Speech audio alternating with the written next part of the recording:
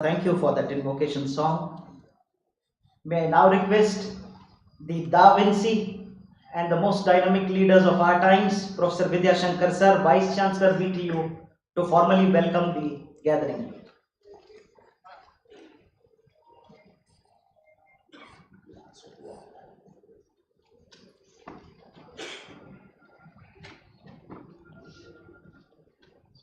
ಎಲ್ಲರಿಗೂ ನನ್ನ ನಮಸ್ಕಾರಗಳು. Good morning, dignitaries on the dais, Honorable Minister for Higher Education, Government of Karnataka, and Pro-Chancellor of VTU, Dr. M.C. Sudhakarji, our most esteemed Chief Guest of the day, the Vice Chairman, the Karnataka State Higher Education Council, Professor S.R. Niranjanji, the guests of honor of the day, the President of Association of Indian Universities, Professor G.D. Sharmaji, the Secretary General of Association of Indian Universities, Madam Dr. Pankaj Mittal and her team, the Vice Chancellors of various universities of the South Zone of Association of Indian Universities, Principals and Management Members of VTU affiliated, constituent and autonomous colleges, experts from various industries who are in association with VTU, faculty members, friends from print and electronic media, invitees, ladies and gentlemen, and all my colleagues from VTU. I deemed it to be a great honor to Vishwesvaraya Technological University for the opportunity given by the Association of Indian Universities to host the AIU South Zone Vice Chancellors Meet, with which this university has got recognition amongst the education fraternity of India. I welcome you all to this AIU South Zone Vice Chancellors Meet hosted at VTU. It is a matter of great distinction to introduce the Honorable Minister for Higher Education and Pro-Chancellor of VTU, Dr. M.C. Sudhakarji, to this august gathering. Honorable Sudhakarji is a member of Karnataka Legislative Assembly representing Indian National Congress from Chintamani constituency. He is the in-charge minister for Chikkaballapura district. In 1999, Dr. M.C. Sudhakar started actively involving in politics after his father Chowda Reddy's retirement from active politics in 2004. Sudhakarji contested the assembly election for the first time under Indian National Congress and won in 2008. He won consequently for second term as an MLA. During his tenure in politics, extensive development activities were taken up in Taluk of Chintamani. In 2023 assembly election, Dr. M.C. Sudhakar won for the third time and is appointed as a cabinet minister for higher education, Government of Karnataka. As the Minister for Higher Education and Pro-Chancellor of VTU, he has been a constant source of inspiration and encouragement to this university. We feel honored with his presence at this prestigious conference for VTU. On behalf of the university and on my own behalf, I have a great pleasure in extending a warm and cordial welcome to Honorable Minister for Higher Education, Dr. M.C. Sudhakarji.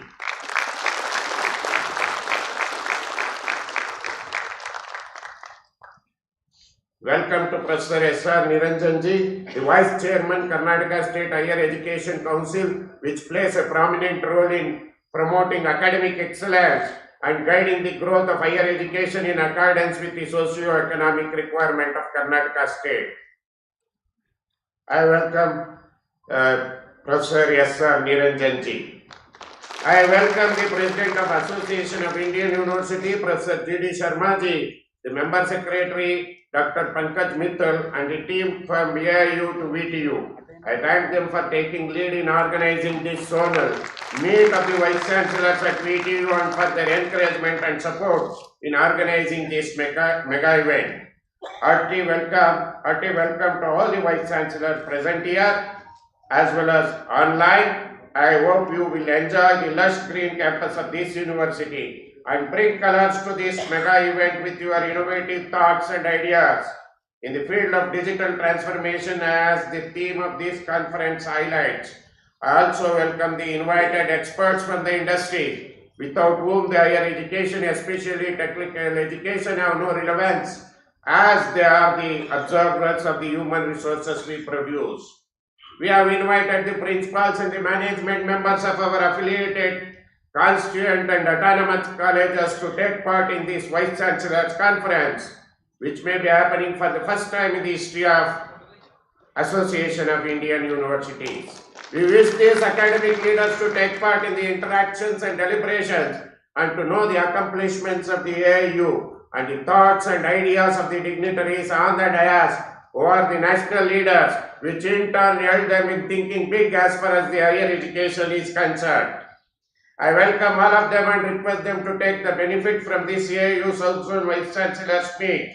Warm welcome to the members from press and media, all my colleagues, VTU faculty and staff members who are playing active role in conducting this mega event.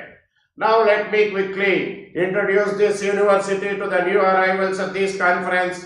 Visvesvaraya Technological University, established in the year 1998 as per the VTU Act 1994 of the Government of Karnataka, is one of the country's largest technological universities. The aim of the university is to cater to the needs of Indian industries for trained manpower with practical experience of sound theoretical knowledge. The university is named after Bharata Ratna Sir Visvesvaraya, a visionary and outstanding engineer. The university headquartered at Belagavi is situated in a lush green campus and named Gnanasangama, and has 4 regional centers located at Belagavi, Bengaluru, Kalaburgi and Mysuru, and an extension center at Mangaluru.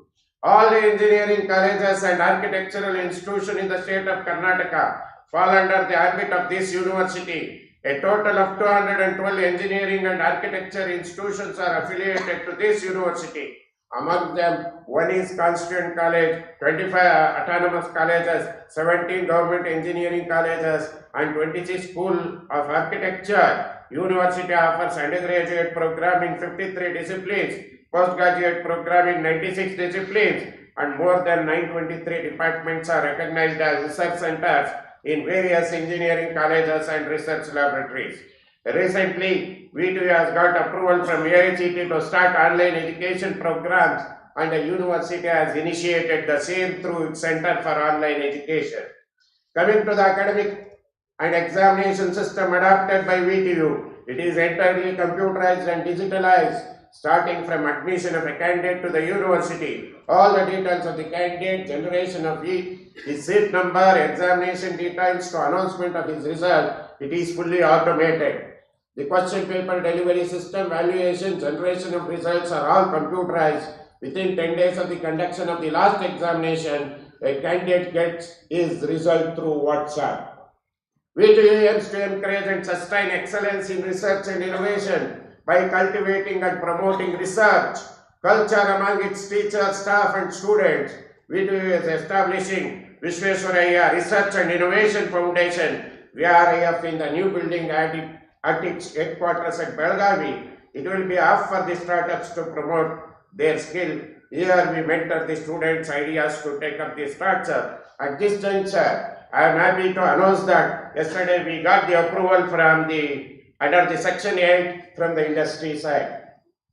The theme of this meet, digital transformation in higher education, which is widely spoken in this era in the higher education field, and with its introduction, this millennium is witnessing unprecedented challenges and opportunities in higher education. It has resulted in the major transformation in the engineering higher education sector and is influenced by global technological changes. Shifting to outcome-based education, enhancement of industry-institute interaction, digital transformation, providing affordable quality educations are few to speak. I am proud to state that Visvesvaraya Technological University has left no stone unturned to make its students adaptable to these technological advances. It has changed its curriculum accordingly from time to time, keep pace with advancement in science and technology. It has revamped the old conventional curriculum and introduced choice-based credit system and has introduced minor and honors degree in the undergraduate programs and integrated degree programs with multiple entry and exit schemes. The subject related to advanced technology are introduced elective subjects for the students. Digital technology, artificial intelligence, data analytics, blockchain, and such advanced topics are added to the relevant curriculum in consultation with the related industry people. Recently, V2 has been shortlisted by the Department of Telecommunication for setting up 5G use case lab with an objective to build competencies and engagement in 5G technology for students and startup communities. Further, the courses related to 5G technology have been added to the engineering curriculum under VTU. Thus, I would like to say that VTU is under continuous process of transformation with digital advancements to make its students adaptable to the demands of the industry. It has changed its curriculum accordingly from time to time to keep pace with the advancement in science and technology. However, the digital transformation is never-ending subject in this rapidly changing world. V2 is ready to welcome such revolutions and plans to be ready for the transformative change without losing sight of our culture, identity, and social needs and global good. I am sure this meet, organized by the Association of Indian Universities, will play as an important platform not to discuss the significant issues of higher education and to find solutions for the different problems of higher education through collective wisdom. I request the delegates and vice chancellors of various universities present for the said conference to come out with fruitful discussion and effective recommendations for the annual meet of the association, which may be taken to higher levels for the reference of policy makers at national level for the betterment of higher education. I wish all the delegated a happy and pleasant stay in VTU campus and the Belagavi city. Once again, Jai Hind, Jai Karnataka.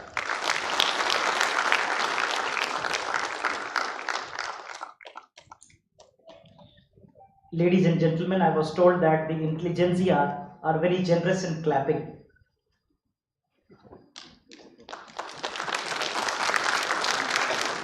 Flowers and fragrance speak the language of love. They signify warmth and bring a smile on the face of both the recipient and the giver. May I request our Honorable Vice Chancellor, Professor Vidya Shankar Sir, to present a bouquet to our Chief Guest, Dr. S.C. Sudhakar, the Pro-Chancellor and the Honorable Minister for Higher Education, Government of Karnataka.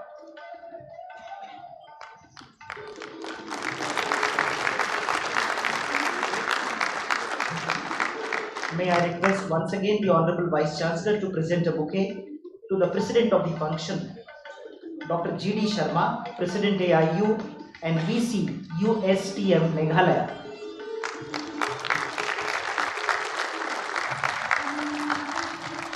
May I request the Registrar of VTU, Professor B. Rangaswamy, to present a bouquet to the Guest of Honor, Professor S.R. Niranjan, Vice Chairman, Higher Education Council, Government of Karnataka.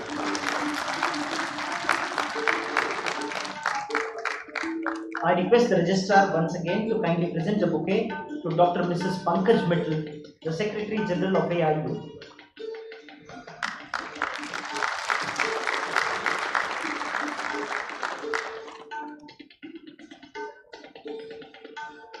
May I request Vivek Reddy to present a bouquet to our Honorable Registrar B. Rangaswamy.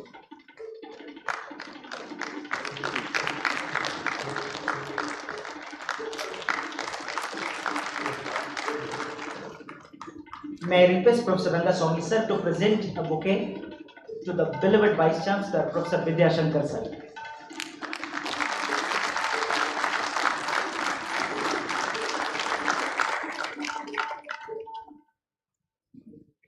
Light signifies progress. Light ushers us from darkness to enlightenment. May I request the dignitaries on the dais to kindly light the lamp.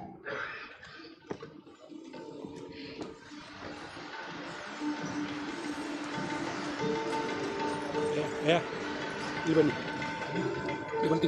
cable.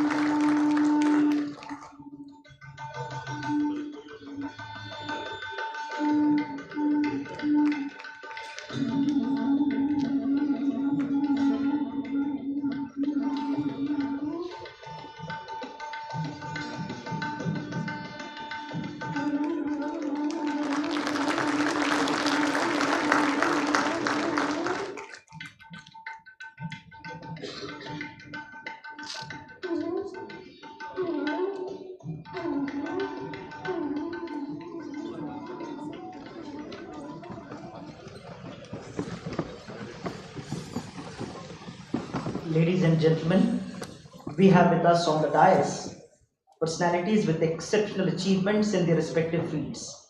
They need no introduction. However, as the formality demands, I have the honor of doing it. Ladies and gentlemen, we have with us Dr. Mrs. Pankaj Mittal, the General Secretary General of Association of Indian Universities. She is only the second women Secretary General of the association in its 97 years of existence. She has been serving the higher education sector for more than 3 decades at senior positions at the UGC. She is the Chief Commissioner for Guides of Bharat Scouts and Guides. She is also the member of General Assembly and Finance Committee of ICCR New Delhi. Dr. Mittal is a Fulbright scholar and has been a topper in all her academic pursuits. Dr. Mittal has served as the first Vice Chancellor of Bhagat Phool Singh Mahila Vishwavidyalaya, Haryana, the first rural women university in North India for 2 consecutive terms. Dr. Mittal is also the recipient of many awards and honors. She is a Fulbright Nehru Scholarship Awardee, President of India Award in 2017, first Padam Shri Subhashni Devi Award, and much more. Dr. Mittal has visited many countries and has published many papers in the national and international conferences, occasional papers, and reports on several issues confronting women empowerment in national and international journals. Ladies and gentlemen, I present to you Dr. Mrs. Pankaj Mittal, the Secretary General of AIU, and I request her to address the gathering.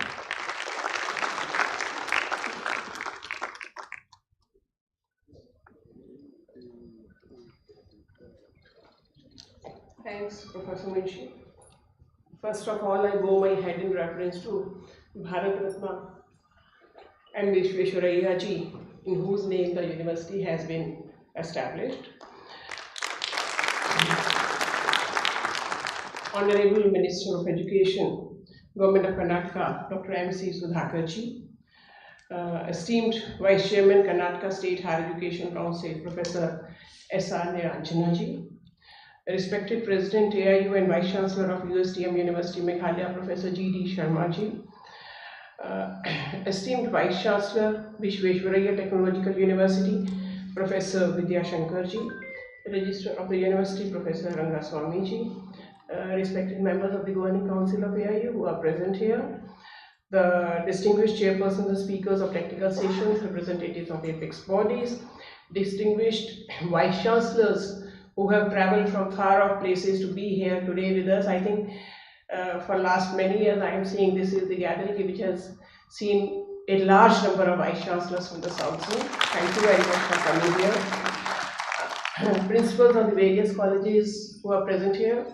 deans, heads of the departments, the entire faculty and the team which is engaged in preparation of this conference, both from BTU as well as from the AIU, media persons, ladies and gentlemen.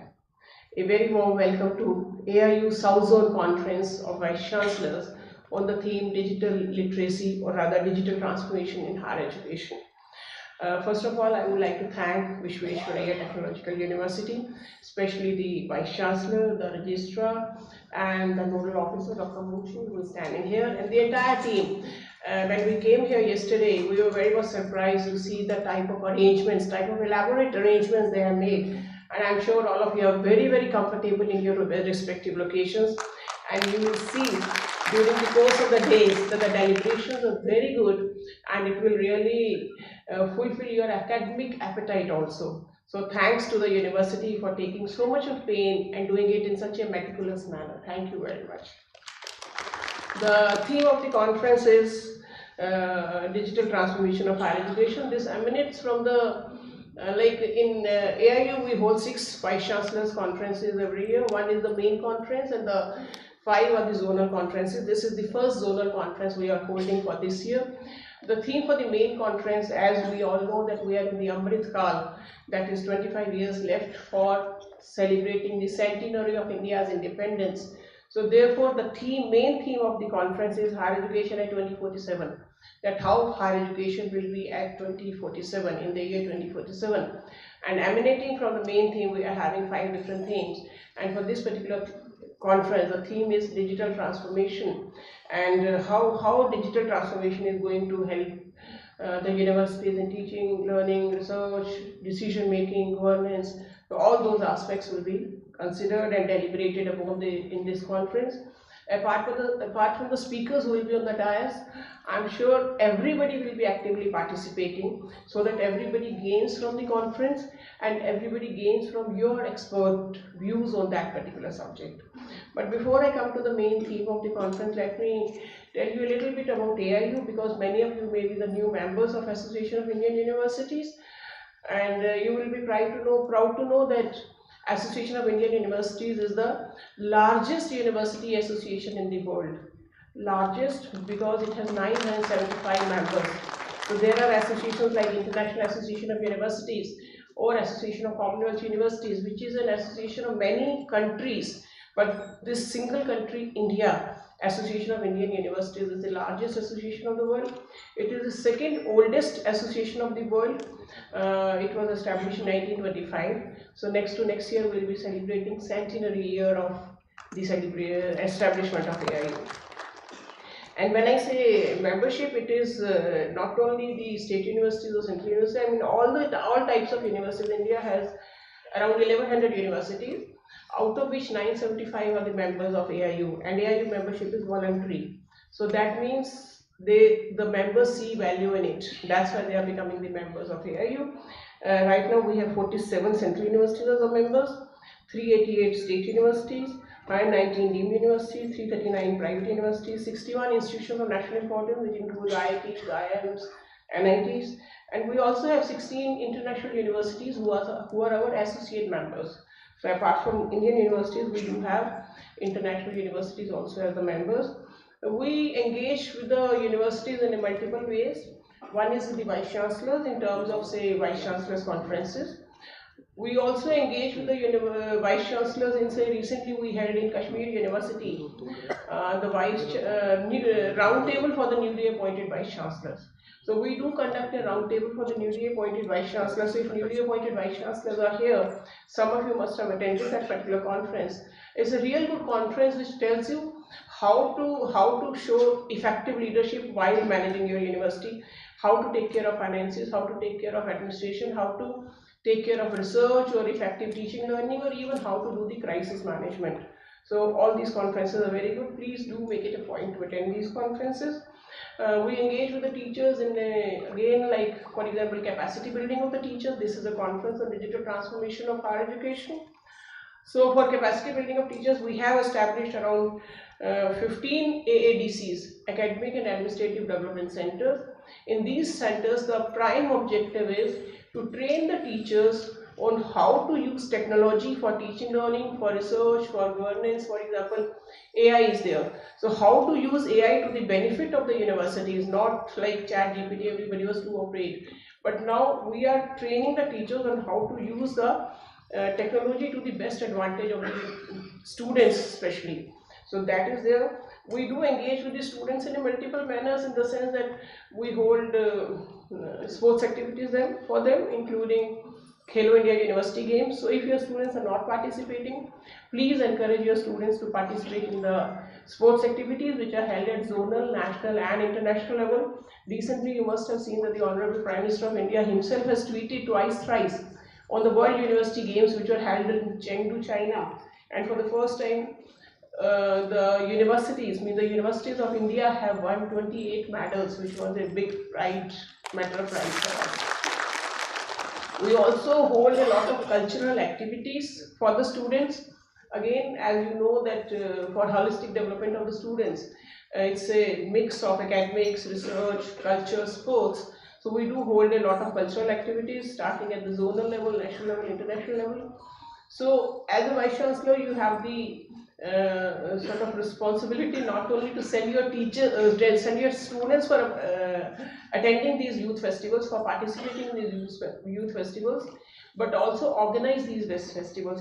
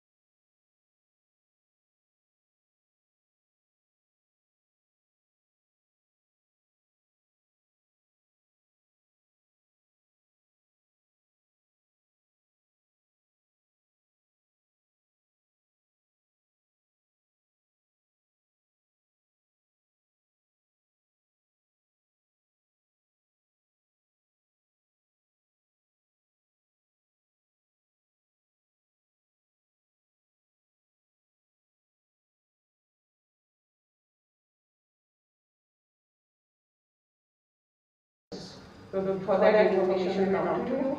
And this conference on digital transformation of higher education, we will have three technical sessions.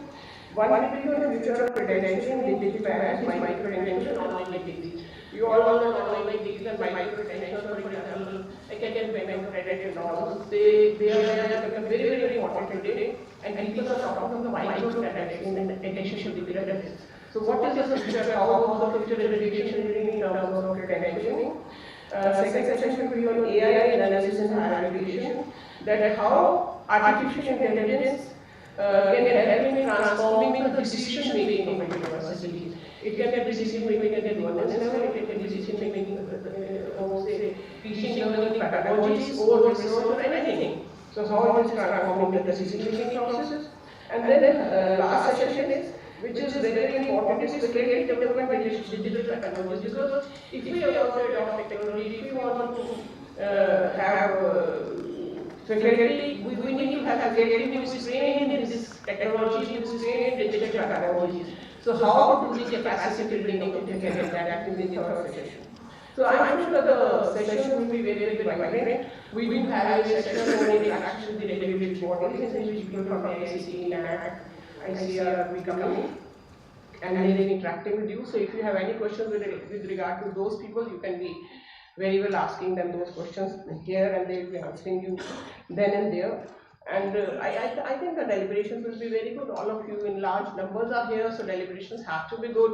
So thanks once again for coming here, and I look forward to a very, very enjoyable, very, very informative, very, very educative conference ahead.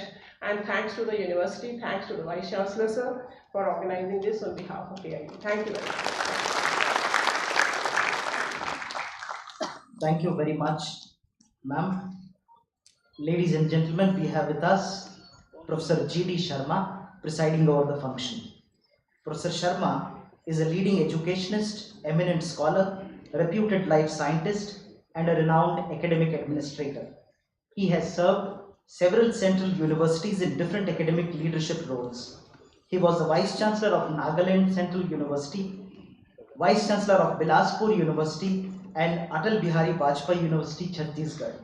He has significantly contributed for the human resource development in these tribal states, besides promoting serious research and extension activities.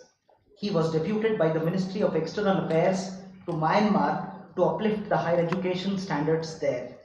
He was also associated with several NGOs and has made significant contributions there also. Professor Sharma has guided 60 research scholars for their PhD programs, 5 MPhils, and 5 postdoctoral fellows. He has published over 360 research papers in national and international journals. He has edited or authored 13 books published by Indian and foreign publishers. Professor Sharma has visited several countries for various academic activities and assignments. Professor Sharma is currently working as the Vice Chancellor of University of Science and Technology, Meghalaya. He has a Fellowship of Academic Society from Royal Society of London, Fellow of Indian Mycological Society, Fellow of Indian Botanical Society, Fellow of International Natural Resources and Environmental Society. He is a recipient of several awards and honors, including the Rashtriya Ratna Award, the Deed Award, the Birbal Sahani Award, and the much more. Ladies and gentlemen, I proudly present to you Professor G.D. Sharma and request him to give the presidential remarks. For surprises and exclamations, the presidential remarks is before in this function because of the AIU protocol. Thank you. Thank you very much, and good morning to all of you in this very important conference organized by Visvesvaraya Technological University at Belgaum. At the outset, I would like to pay my respect and homage to the first, the freedom fighter of the country, that is Rani Chennamma from this region, and also the Bharat Ratna, the world-renowned personality, that is Visvesvaraya, who is well known all over the world that he has given a new techniques of engineering and particularly environmental technology, especially water conservation. So in this very important conference, we have Honorable Minister of Education of Karnataka State, who is also Pro-Chancellor of VTU, and Chief Guest of this conference, Professor Dr. M.C. Sudhakar, a visionary leader and a very, very dynamic personnel with a great personality, having new ideas how the education can bring change in the state of Karnataka. We got opportunity to interact with him just for about 15 minutes. His ideas are so visionary that starting from school education to higher education, particularly technological education, can really bring changes connecting with industries, creating more jobs for the youths of the nation as well as for the state. That indicates that how sincere we have the education minister, who is the chief guest of this program today. I take this opportunity to really feel so honored that the VTU and the AIU have selected a chief guest who is very relevant to this conference. We also have very dynamic Vice Chairman Dr. S.R. Niranjan sir, who is again a very dynamic person in implementing the policies related to higher education.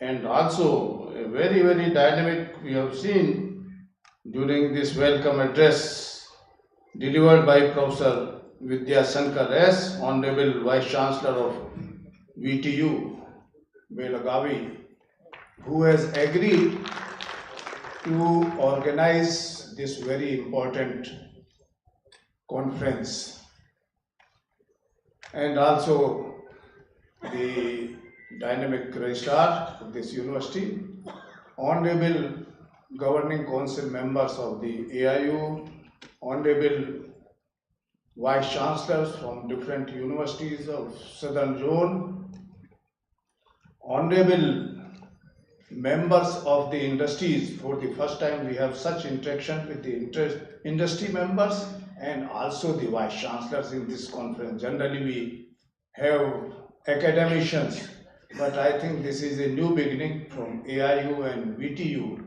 that we have joined this inaugural session of the members from industries and also the academicians, and that will start the new dimension having more academic and industrial linkages.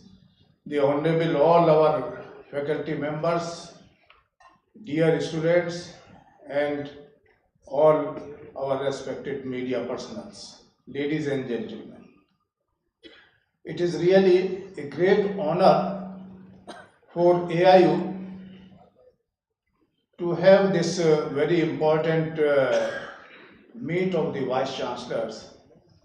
As Madam has rightly said, that in 1 year we organize 5 zonal conferences which are relevant to that particular region.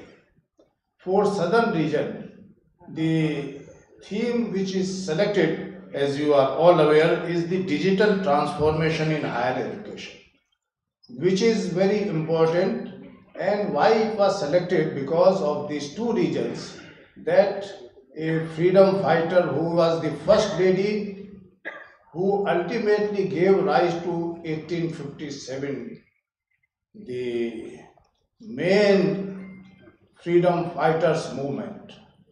That means fighting spirit is there in southern India, especially in Karnataka. Another one, the great technologist, the engineer, as I said.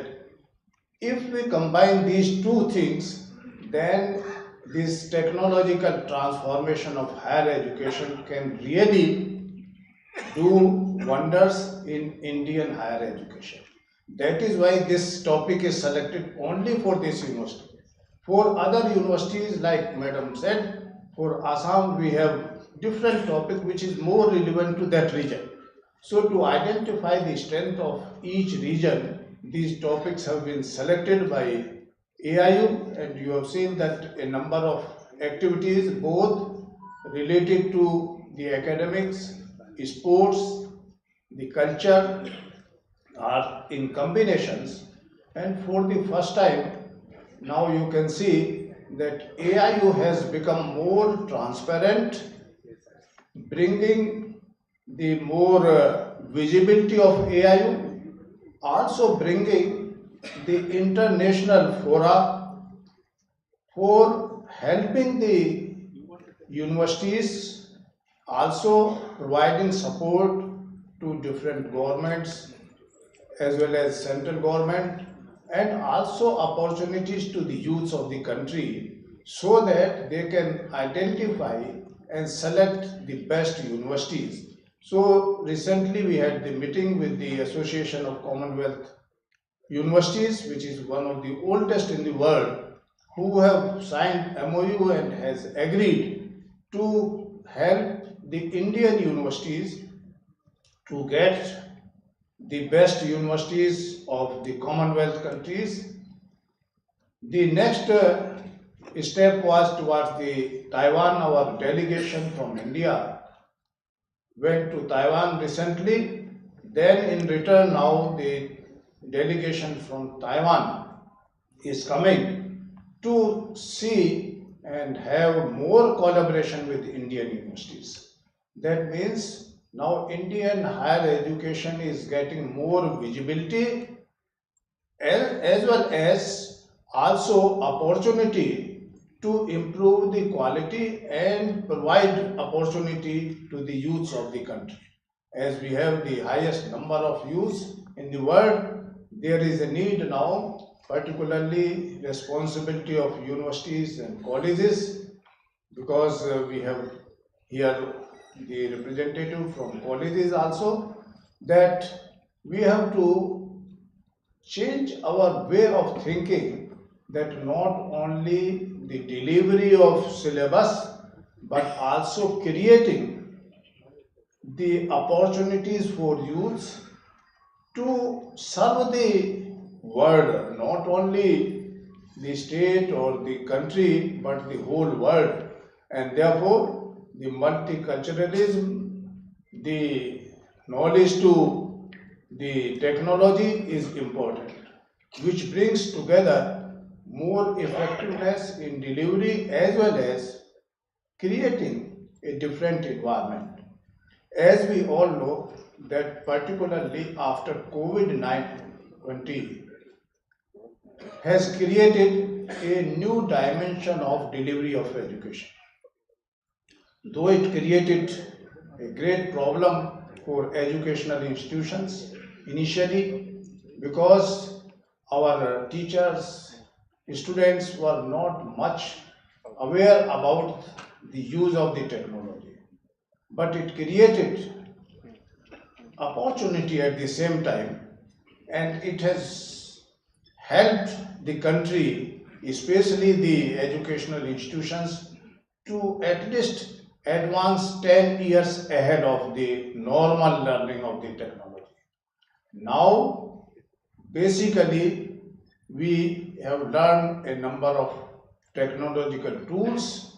These tools have helped to also transmit not only the knowledge but interconnect with each other, learn from each other, and also connect internationally, and also to approach those areas of the studies which were not known to us. But at this same time, they have also created challenges before the universities, that we should not only remain as followers and we should not create only the business for other developed countries, but also we should become the creator of the technology. That is how this challenge is there, that now our universities, colleges should become the more creator of the technology, which can help the youth as well as which can help to take our knowledge, creation of knowledge, though in the world we are seventh now in creating the patent, but live patents are very less. So therefore, it is important that we have to work with in conjunction with the industries so that the universities and colleges can solve the problem of industries as well as problem of society, but keeping in view that we should not create the technological divide in the society. Therefore, access equity has to go hand in hand, and also we have to exploit the local resources, particularly share the resources among ourselves through the use of digital technology. How we can bring the online education, particularly in blended mode, so that those colleges or universities who are not having all the facilities related to infrastructure can share. But in this, two things are important. First is the training of the teachers as well as the students about the use of technology and also create technology. Therefore, I feel the government of India has great responsibility to provide better technological, particularly the internet connectivity to the rural India, where masses of the youth is there and they should have the access to the quality education. Not taking much time, as you all know, that program of 2 days is having different experts, but main objective of this conference is also to bring together those associations which were working in isolation, like Skill Development Council was never part of our higher education system, general education system.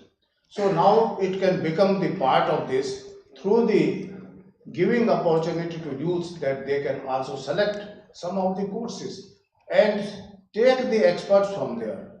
The second thing, how they can get the access to the agriculture education, to technological education, the gender one, and therefore more opportunities to arts, commerce students without having much infrastructural their support in their respective colleges. So I am sure that this conference will be a new way creating for the higher education in India, particularly in a state like Karnataka, which is always a leading state in the field of education. As we all know that the Bangalore, Tumkur, this area is well known all over the world for IT and engineering technology. Nearly 2 lakhs of students are coming every year to this state, particularly from Northeast India. The whole train, the whole flight is filled with the young people. They all are coming to Bangalore with the two reasons. First, quality education is available. Second, the job is also available. Both these things should go together, and that is what it is required. I am sure that our this conference will have both the aspects in our deliberation, and very good, and I think these things will come. So thank you very much for giving us this opportunity.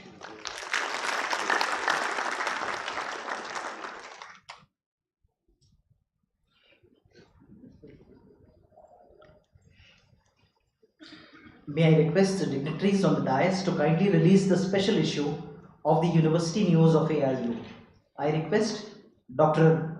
Rama Devi Pani, news editor from AIU, to kindly join us on stage.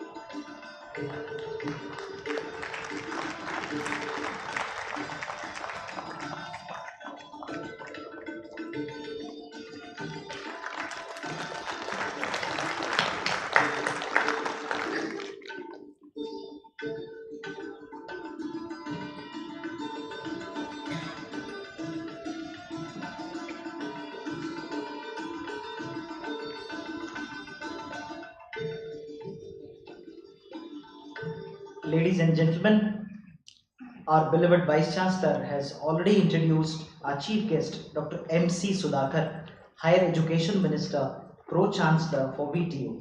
May I request Dr. M.C. Sudhakar, sir, to kindly give his inaugural address.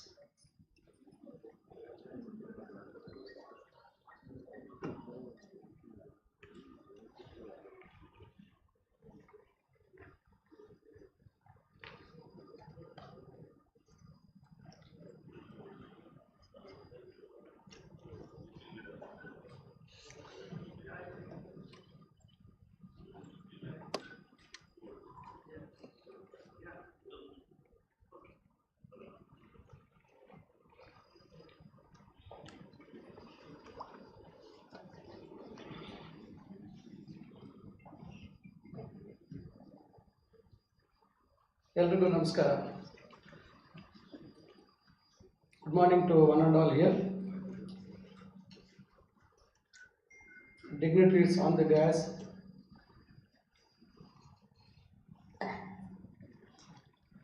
the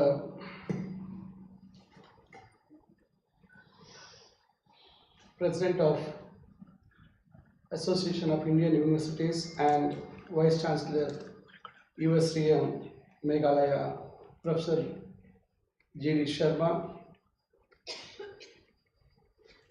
Vice Chancellor of Vishweshwaraya Technological University, Professor Vidya Shankar, Vice Chairman of Karnataka State Higher Education Council, Professor S.R. Niranjana, Madam Dr. Mrs. Pankaj Mittal, Secretary General of AIU, Registrar VTU, Professor B. Rangaswamy, all the Vice Chancellors from all the southern state universities, deans, principals, faculty members, dear friends and media friends as well. So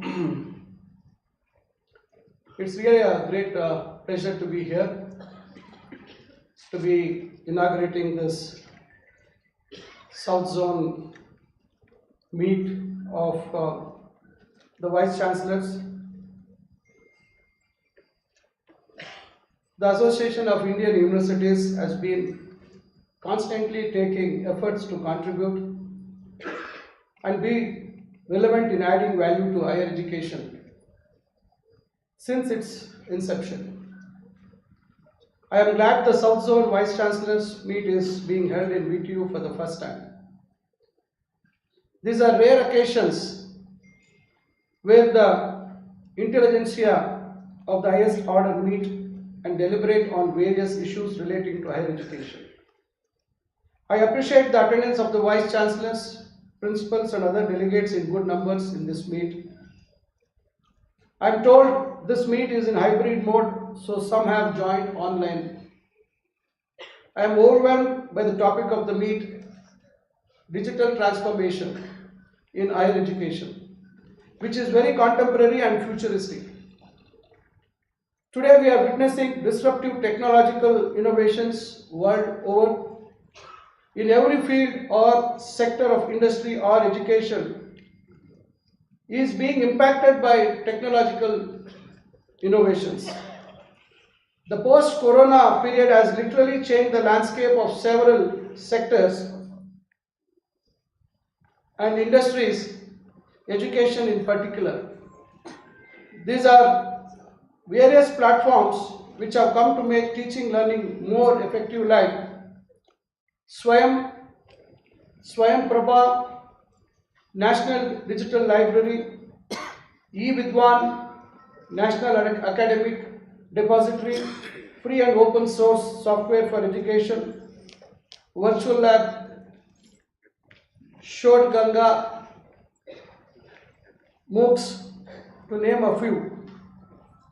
More generally, technology helps students acquire the critical thinking and social and technical skills necessary for high-paying jobs in the 21st century. Technology not only free up teachers time to innovate, but also give them the tools to do so. Technology also gives teachers recourse to evidence-based tools such as quizzes and modules, helping them measure their students' performance and adjust content accordingly, among other benefits. The sub-themes are also very interesting, like the future of credentializing, digital badging, micro-credentialing, which have been a common way of learning in American and European nations, and online degrees. Today, technology is used in all walks of life. Work from home paved way for a lot of changes in the social milieu. We have moved away from ATM to Google Pay, Phone Pay, and various other digital transaction modes, making life easier and faster. Today, technology is used to synchronize traffic, used to deliver talks, webinars, and meetings, to predict health hazards in almost every sector and institutions. Things like artificial intelligence, Internet of Things, robotics, chat GPT, etc. were not there a decade ago. To name some of the benefits of digital learning in higher education are improving the students' learning environment, enhancing the institution's operational efficacy, increasing computing power of cutting-edge research, stimulating innovation in education, cutting costs, fixed e-learning versus adaptive e-learning, asynchronous e-learning versus synchronous e-learning, interactive, collaborative e-learning versus individual e-learning, social learning, social and collaborative learning versus adaptive learning. Individuals who do not adapt and fine-tune to the latest are literally thrown out of business. There is significant need for the faculty members to update themselves to imbibe new technologies, delivery patterns, and use technology in their pedagogies. The frequency of updating and changing the syllabi of institution has also undergone a change. Institutions today change the syllabi as often as they can so that they stay contemporary. The student community is highly awakened and well informed. Today they are interested in emerging areas of knowledge and are very creative too. Competition today is altogether at a different level. Job profiles are very demanding and uncertain too.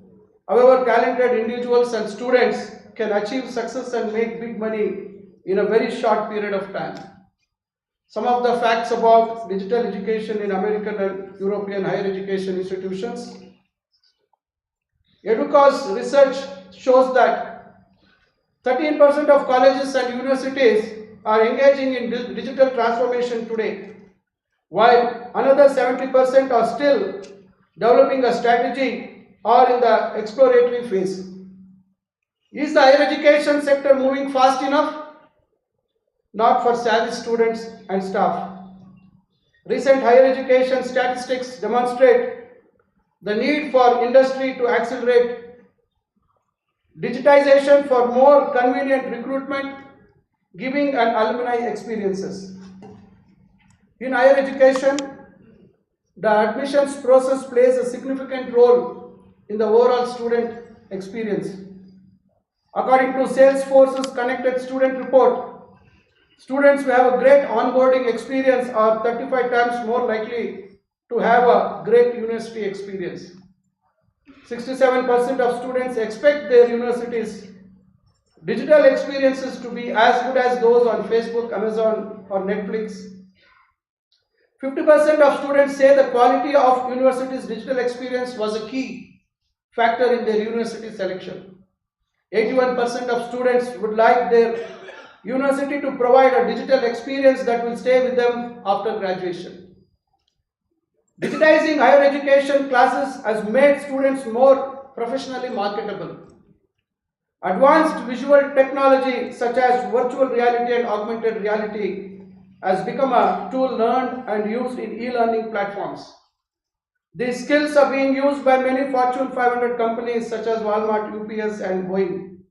Almost all students believe a good digital experience can help them manage their wider student life, 92%.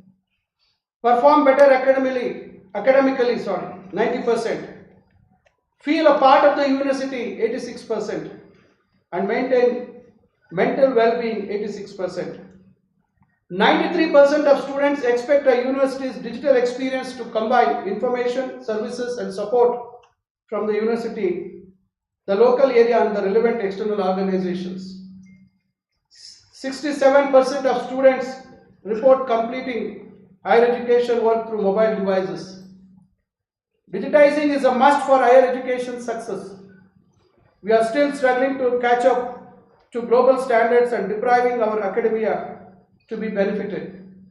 The past few years have brought about many challenges for higher education institutions, including the stresses of remote learning, declines in admissions, reduced budgets. Now the industry is at a pivotal moment. Students are demanding a digital-first approach, and universities are struggling to deliver digitization fast enough. Perhaps we have been hesitant to digitize because of time, infrastructure, or budget, but transforming your college or university with a digital presence can be easier than you think. I am confident that the deliberations in the next 2 days in this intellectual meet will be very fruitful, and I am sure that outcomes shall help the sector in achieving greater heights. We must try to be globally competitive and ensure that we figure in the top 100 universities of the world in big numbers. I congratulate the VTU for organizing this meet, and I am sure that the VTU will keep undertaking such endeavors, though I know the task of organizing such events is not that easy.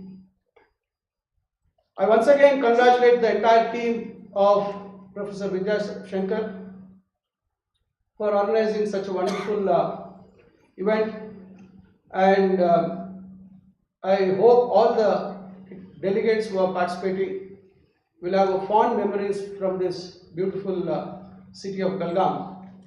And I was told that you have been given a very wonderful accommodation also, where you can relax, spend some time, quality time.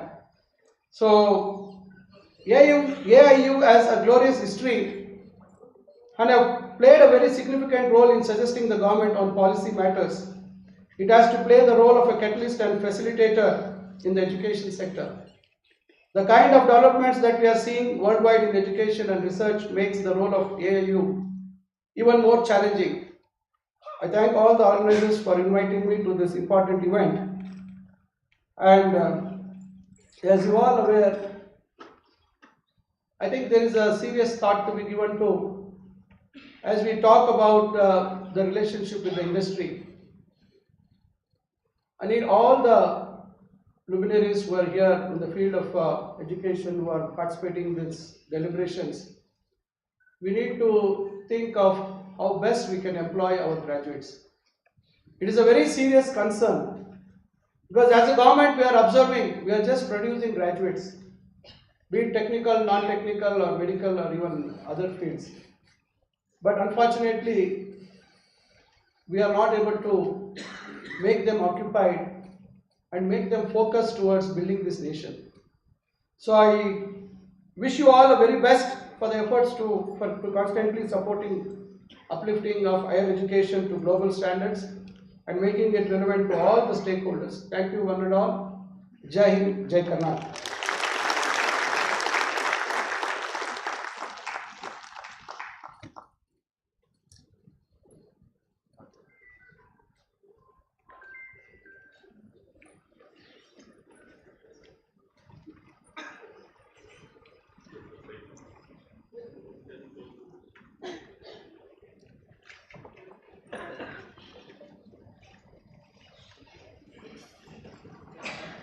May I request a guest of honor, Professor S.R. Niranjana, to kindly address the gathering.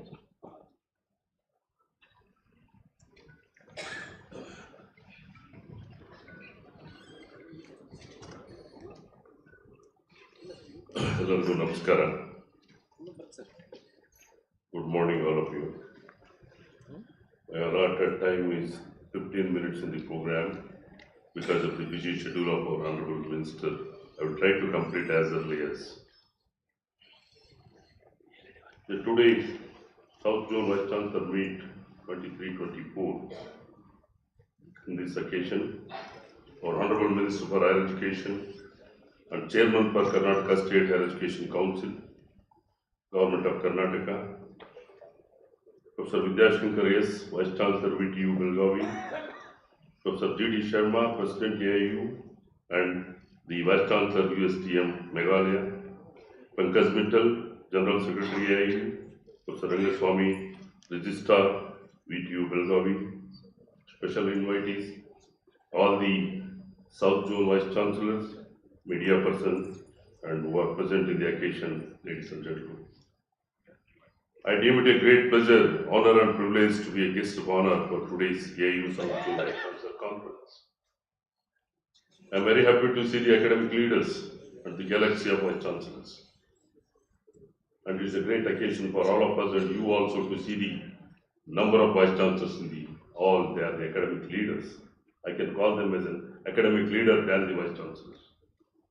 The Karnataka State Higher Education Council is a collective body of the government, universities, academics and experts with a view of such synergic relationship among them by occupying an operational space between the government and the universities on one hand and in between universities and apex level regulatory bodies on the other hand.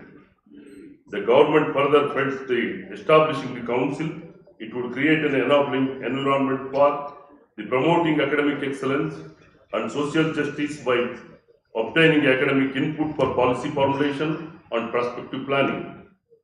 Second is objective is the ensuring the autonomy and better accountability of all institutions of higher education in the state and guiding the growth of higher education in accordance with the socio-economic requirement of the state. The policy promotes the seamless education system with no rigid distinction between arts, science, curricular, extracurricular activities, and vocational and academic streams. The gross enrollment enhancement aims to increase the gross enrollment ratio from 27% to 50% by 2035, adding 3.5 crore new seats. That is the target of the higher education. The university has to be refined now. How to redefine the universities now? What is the characters of the universities in the ancient times? How we are defining today the universities? We as one of the world ancient but surviving civilization are proud of our heritage of many tested knowledge system and wisdom including the one on higher education and research. As we know, two of our prehistoric universities, namely Takshashila and Nalanda, were reported to be the prominent seats of higher learning, albeit there were other less than universities such as Vikramshila, Vallabhai, Sompura and Vadantapuri. As per archaeological records, Takshashila and Nalanda University, they had students drawn from the countries like China, Indonesia, Korea, Japan and Persia and Turkey. According to the Chinese traveler Hans Ten, at one point of time in Nalanda University, There were more than 10,000 students and 2,000 faculty members with as many as 68 subjects being taught. The message that we got from the historical account is that our ancient universities had a true characters. What is the true university character? Is having large number of students from different countries and by offering a courses, an array of subjects ranging from arts to astronomy and philosophy to politics. This is what we call the true multinational and multidisciplinary nature of a university. This kind of diversity and heterogeneity exists even today in some of the top universities of the world. For instance, in 2018, the Harvard University had 22,000 students from 80 countries. Stanford University enrolled 16,500 students from 76 countries, and Oxford University admitted 24,000 students from 150 countries. The heterogeneity of the admitting students from the different countries is the top universities doing the exercise. Even Peking University way back in 2005 had more than 2,500 students from 80 countries. About now, the India is having the status about 13 lakh Indian students in foreign universities in 2022. Report of Government of India, and it is estimated to grow up to 18 lakhs by 2024. Good number of students are left this country. 18 lakh students are left this country. And representative countries are India is one, become the other countries also in the Stanford or the Oxford or Cambridge universities. Russia of late is encouraging globalization of its universities so that the students are exposed to multicultural diversity in a classroom. That we have to bring it out. What is that multicultural universities we have to bring it out for the higher education? India is going to be one of the youngest nations in the world, and with over 140 million people in the college going age group of by 2030. 1 in every 4 graduates in the world will be a product of the Indian higher education system. Today the status is the theme of the South Zone Vice Chancellor meet very rightly selected the area of digital transformation on higher education. The study onset digital India, you are going to discuss what is the vision of digitalization in this country. What we have to digitalize. What is the lacuna in digitalization? About 30 programs are developed in this country in the Government of India as far as your digitalization is concerned. You know that all those programs, I don't want to mention all those programs. We have a lot of opportunity for the students to learn, and this digitalization is made use by the students community, even in the rural areas, where we can afford this type of programs which are developed by Government of India. Students must use. Universities has to take the necessary steps to reach this 30 programs which are developed in Government of India to reach the rural students. That should be the aim of the universities. As far as research concerned, our Honorable Minister mentioned the research, what is the objectives of research. Today, what is the status of research in our country now? Research is the major component of their academic activity by which they secure their international standing, grading, ranking. For that, universities has to get more financial support from the funding agencies. We are like, all your vice chancellors are sitting there, what kind of funding agency we are getting today? What kind of fund the universities are getting for research? Why research is declining in the universities? And who is the head responsible for declination of the research in the university system? India globally 7th position in scientific publication in 2010. In 2022, it is a 3rd position. With great difficulty, we come to the 3rd position as far as publication is concerned. India research output, 4th highest, 1.3 million research publication compared to UK. Followed by the US and China. 4.5 million publications in USA. 4.3 publications in China. And we are behind China in publishing the papers and equivalent to UK. So research publications, what kind of publications? As you take 2023 data, the impact factor overall is 4.9. When you take a Scoopers, it is 0.166%. So we have to think the research, where we are today, all the academic leaders have to think, because universities have to support the academic activity by the research. This research is going to convert as a course curriculum. That curriculum is going to get the practical knowledge with students. That should be the idea of the universities to inculcate the research atmosphere. Of many suggestions, the one that they repetitively emphasized is the essence of large number of students studying in a campus that provide a faculties for multidisciplinary and interdisciplinary learning. The government and the university has to take necessary steps to provide a committed manpower for the development of institutions and the universities. Today, we are lack of manpowers. If you take a statistics, what kind of manpower we are having? We don't have technical assistants. We don't have research assistants. We don't have PDF students. PDF selections we don't have in the university. PDF postdoctoral fellows are the backbone for the research and the teaching. Teaching, learning, research, these three components are very important in the university system. Nowadays, we don't have the kind of selections of postdoctoral fellows.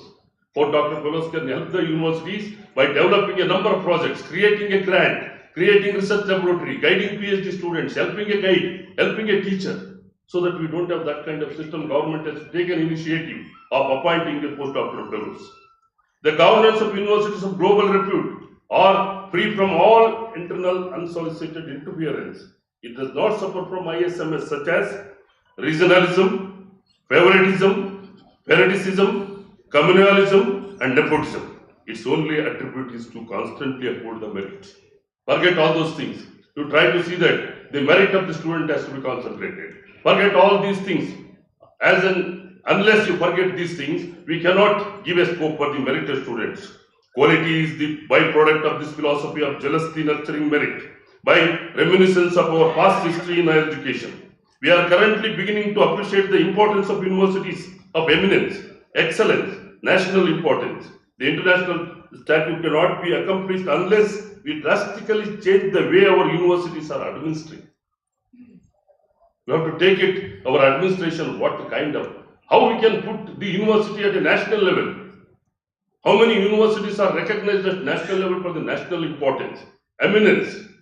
How it is going to ranking, and the NAC accreditation is going to identify the universities for the national importance or the national universities.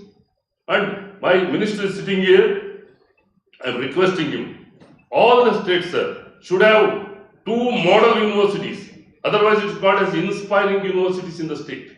That is too inspiring, and model university should be the model university for other universities. What kind of syllabus they are adopting, what kind of admission criteria they are adopting. And these are all the very important points as to be considered. Because of the lack of time, I have many things to discuss here, but the state government, recently our Honorable Minister has discussed with the Chief Minister, and the state has to provide a floor for the students, to give a research fellowship for the students who are enrolled, who are working without fellowship in the universities. Those students are going to support. Our minister has put the proposal to the Chief Minister. Chief Minister coming March, he agreed to give a fellowship for the non-fellowship for PhD students for that. And both of us, we are looking for the upliftment of higher education in the state to making the policies which is going to reach the rural area of students and higher education, this digitalization. A question paper has to reach the last village where a college is situated. Our target should be there, and this digitalization of your internet facility or any other facility should reach the rural area, and all the rural students to get the opportunity to uplift the higher education in this country. With these words, I thank the Honorable Vice Chancellor of VTU for organizing such an important program. And Karnataka government is also, we are having a separate accreditation system as per the NAC. And recently the committee has come from the Delhi Parliamentary Committee. They were asking many questions challenging questions. What kind of accreditation the state is having? State is having any accreditation system for the universities? We are not developed so far the state accreditation system. And Karnataka government, we are thinking that. And I wanted to discuss with the minister, Karnataka state must have an accreditation system to make as a Karnataka accreditation body. That is going to accredit the universities other than the NAC. So that a grant is going to be allotted based on that accreditation. Inspecting agency is very important, monitoring the higher education is very important, and providing facilities to the university is very important. Funding the universities are very important to uplift the higher education. Then only higher education we can take it to higher altitude. With these words, I thank Honorable Vice Chancellor of VTU, giving me an opportunity to discuss some of my views, and a lot of things are there. My dear colleagues, we have a great responsibility to take the higher education to higher heights, and that responsibility has to be discharged as long as you are the Vice Chancellor and you stick on to that your academic responsibility and take this higher education to higher heights. Thank you once again. Thank you, all.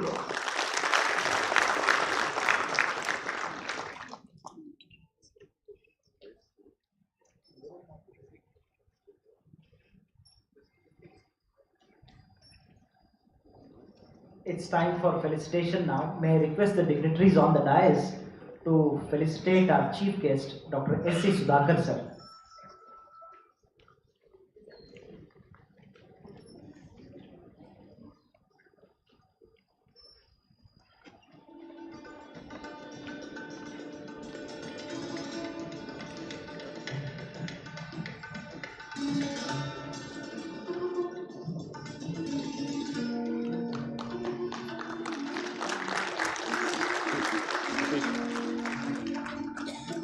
ಇದು ಮಾಡಿ ಅದೇನ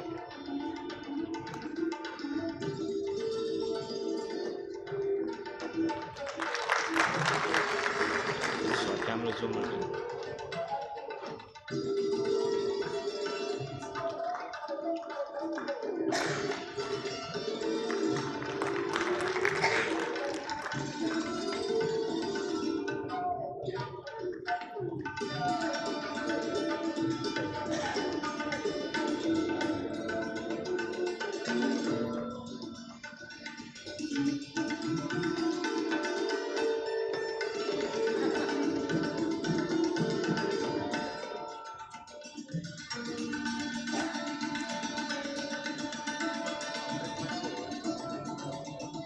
May I request the chief guest and our Vice Chancellor, Professor Vidyashankar sir, to felicitate Professor G.D. Sharma, Madam Mittal, and Professor S.R. Niranjan.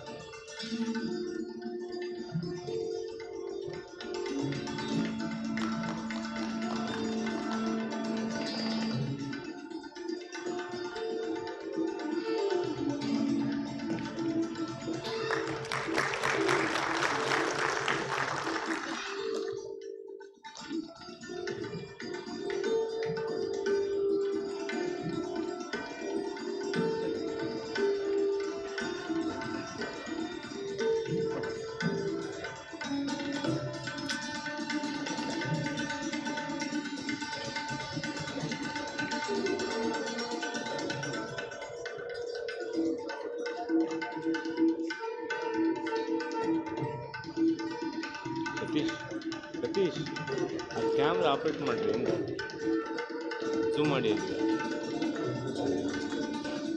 ಎಲ್ಲೋದ್ರು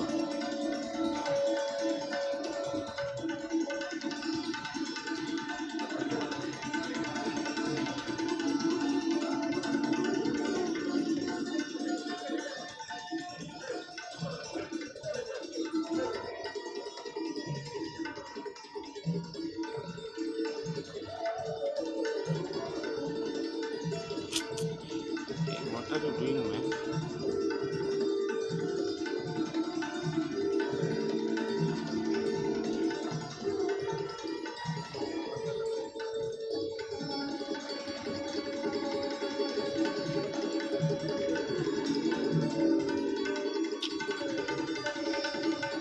Excuse me?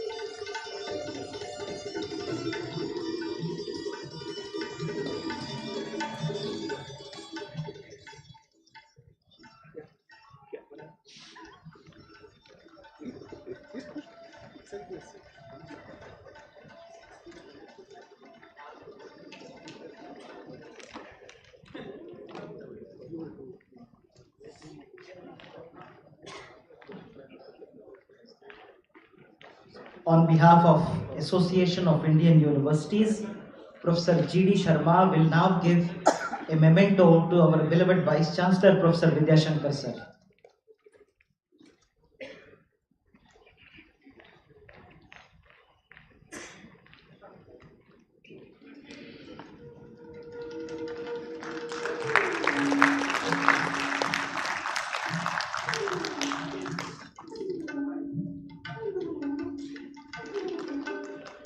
Dr. Mrs. Pankaj Mittal will present a memento to our Registrar, Professor B. Rangaswamy sir.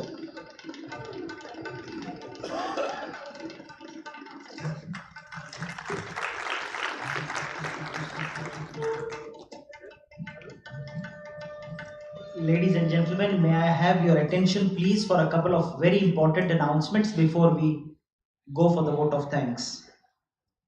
After the national anthem, we will have a photo shoot in 2 rounds. In the first round, it's with the chief guest, AIU officials, VTU officials, and only vice chancellors. The second photo session will be with the AIU officials, with the chief guest, VTU authorities, and the principals of all the affiliated colleges. Please note, we are running behind schedule. This will be followed by a tea break, and we will immediately resume for the interface session. Without wasting much time, may I request our registrar to please propose the vote of thanks. Dignitaries on the dais, off the dais. Firstly, I take this opportunity to thank our Honorable respected Minister for Higher Education, Dr. M.C. Sudhakar sir. In fact, when AIU requested us, our Vice Chancellor, to coordinate and invite Honorable Minister sir for this meeting, and when we went and met, he readily accepted this invitation. That shows his commitment for higher learning and higher education in the state as well as in the country. What a wonderful human being.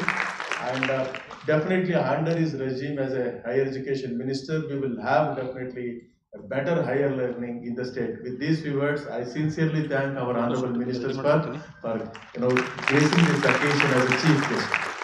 I must thank our Higher Education Council Vice Chairman Dr. S.R. Niranjana sir for his valuable address and thought-provoking address to this August gathering. Sir, thank you so much for gracing this occasion as a guest of honor. I take this opportunity to thank Professor Sharma ji and Pankaj, the president of this program, and president of AIU, and Pankaj Mittal ji. Both of them given an opportunity to host this event. Hope we have satisfied their requirements and fulfilled their aspiration as far as the AIU is concerned. Thank you so much for both of you. I don't know how I can thank my Vice Chancellor sir. In fact, he was a taskmaster. He gave free hand to all of us, but he used to review every day. This is a program. It was on a very short notice. We clubbed this program with Honorable Vice Chancellor as well as the principals of all the affiliated institutions under VTU. And thank you so much, sir, for monitoring each day and giving a task of fulfilling all the requirements of AIU. And thank you so much, and it is a very pleasure to work under your leadership. Thank you so much, sir. I must thank all the respected Vice Chancellors who have assembled here all the way traveling from different parts of the South India. Thank you so much for your love and affection for AIU as well as the higher learning, higher discussion as far as the digital transformation in technical education or education in the country is concerned. I must thank all my respected principals from various engineering colleges, the deans, the management representatives, and my colleagues at VTU and the office bearers of AIU, because office bearers of AIU and VTU officials have been coordinating very effectively, and that is what witnessing today. And the friends from media, invitees, faculty colleagues, and my student friends at VTU who have helped in and out making this program more meaningful. Thank you one and all for making this program a very happy note and meaningful. Thank you so much. I must thank our nodal officer Munshi also. Thank you. Thank you very much. I request everyone to kindly rise for the national anthem.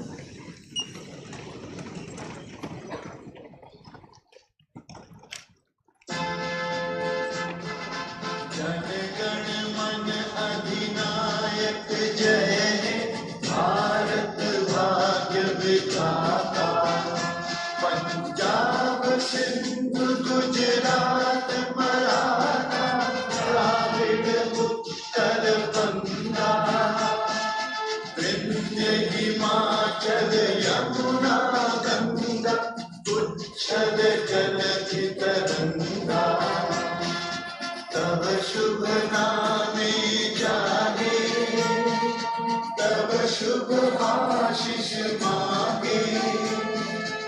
गाहे तब जय गाथा जन गण मंगल दायक जय हे भारत भाग्य विधाता जय हे जय हे जय हे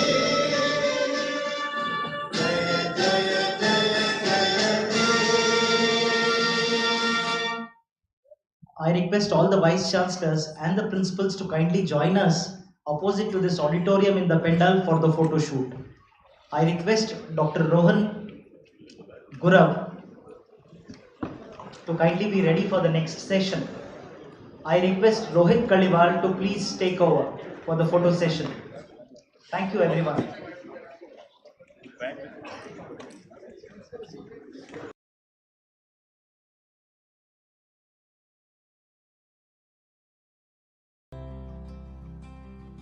Directions. Hello friends, in today's video we will see the map of India and identify the direction of states.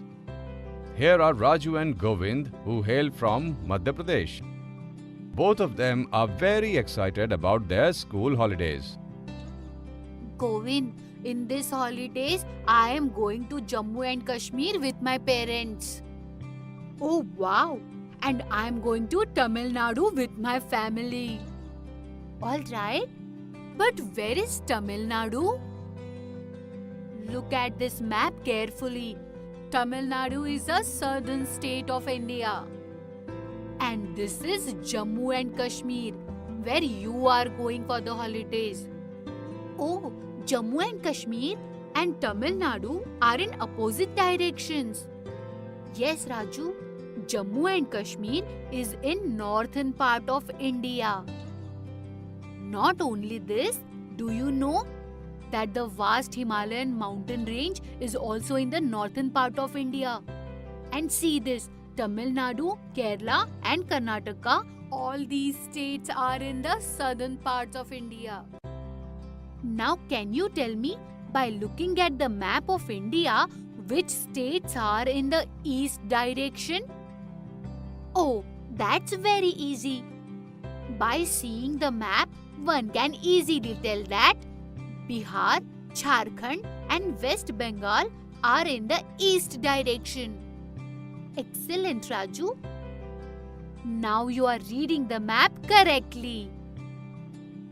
So does it mean that the states of Gujarat and Goa lie in the west direction? Yes, Raju, you are absolutely right.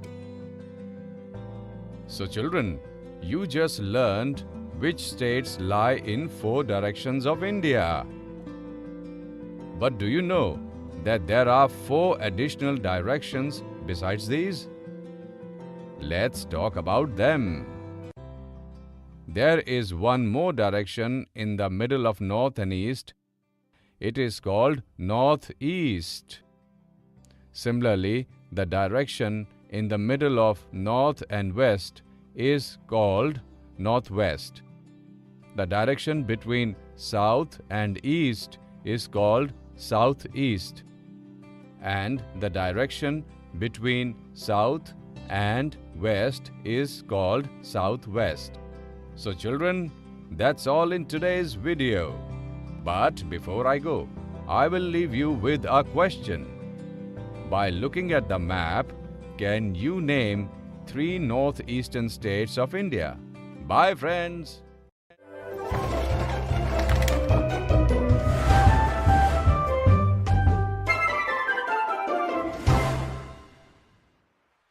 We'll learn about directions and their usage in reading of maps in this video today. One day, Bablu and Raju found the map of Champapur. They both were really excited about the map. Both Raju and Bablu started looking at their maps. Raju, how interesting is this map? With this, we can find the way to any place in our village. Yes, Bablu. See how the house of Khan is towards the south of your house. How did you find that out, Bablu? And what does towards the south mean? Oh ho, Bablu, can't you spot the compass given on the map? No, where is that? Then Raju took a look at Bablu's map. Now I get it. There is no compass given on your map. But take a look. A compass like this is given on every map. Saying this, Raju showed Bablu the compass drawn on his map. But how are we supposed to use this? And what directions are these, Raju? Then Raju explains it to him. There are 4 cardinal directions: north, south, east, and west. Referred by north by N, south by S, east by E, and west by W. They can be written like this too. But how are we supposed to recognize these directions? Now confused Bablu asks Raju. This is very easy. Suppose you are looking at the direction where the sun rises. So you are looking towards the east direction. West will be towards your back. South would be towards your right hand. And the north would be towards your left hand. But Raju, there is no sun shown on this map. Then how did you recognize the directions? Look, this is called a compass. Using this, we can determine the directions on any map. There is an arrow like this on it. The head of it always points towards the north, an end towards the south. Towards the left of north is west, and towards the right is the east direction. Bablu gets really excited. This is really interesting. Come on, Raju, let's play a game. You tell me the name of any place in the village and I will tell you it is in which direction from my house, okay? Is that so? Then tell me, if you have to go to Golu's dairy from your house, you will go in which direction? So this is my house and this is Golu's dairy. If the direction towards the front of my home is north and to left would be west direction. Golu's dairy is towards the west from my home. So to go there, I will go towards west. Very nice, Bablu. This is absolutely correct. Now tell me, the well is towards which direction from my home? This is your home and this is the well. The well is above your home on the map, which means according to the compass, the well is towards north from your house. Bablu's answer is absolutely right. Kids, can you make use of the compass to complete the table? You can pause the video to find the answer. Very nice, kids. You have answered all of them absolutely right. Park is towards south of the pond. Jungle is towards east. You too can play it with your friends using the map of Champapur, making questions of your own about directions. So kids, in this video, we learned about directions and the use of the compass.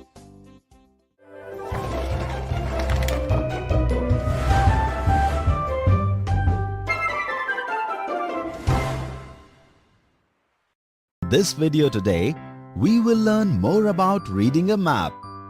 Everyone from school went on a trip, but being sick, Chanda could not go on the trip. While returning, Appu brings for Chanda a map of that place. He wanted to tell Chanda about what he saw there. Appu goes to Chanda's house and now he's showing her the map. He told her that at first the bus stopped at the parking. Since the journey was a long one, so everyone was hungry. So they started looking for a canteen. Kids, can you tell towards which direction is the canteen from the parking? Absolutely correct. Towards the north. Kids, can you see the compass that is made on the map?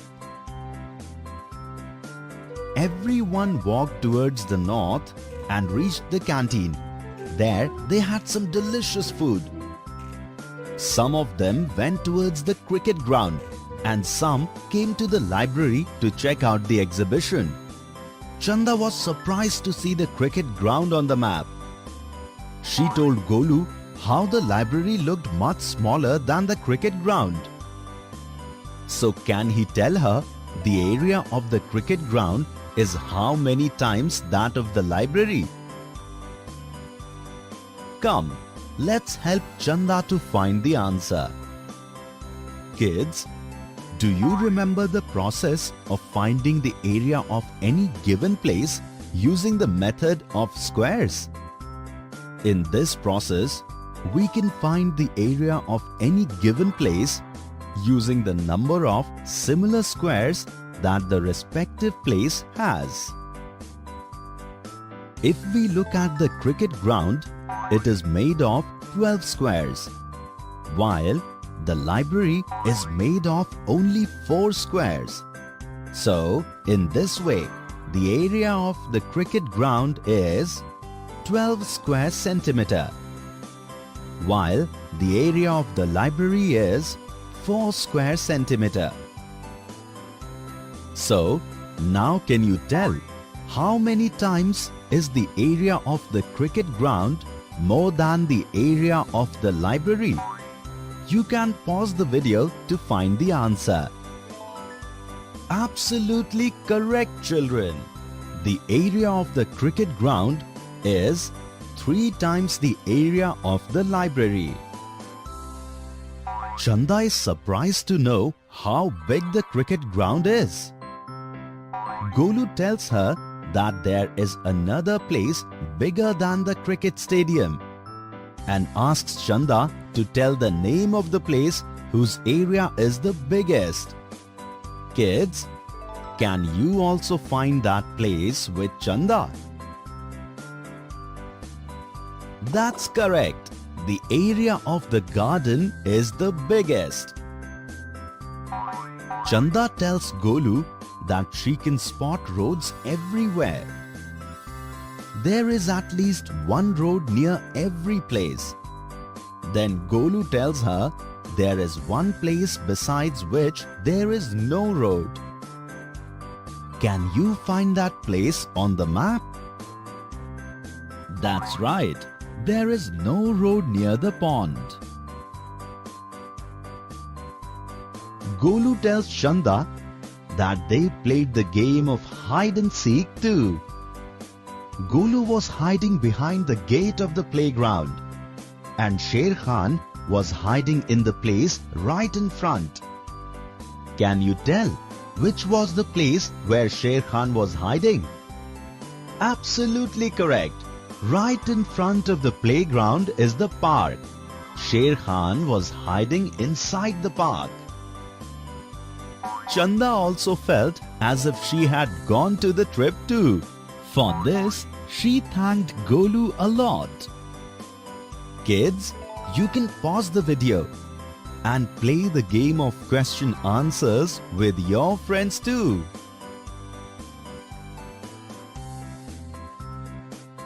Kids, in this video, we learned about reading a map.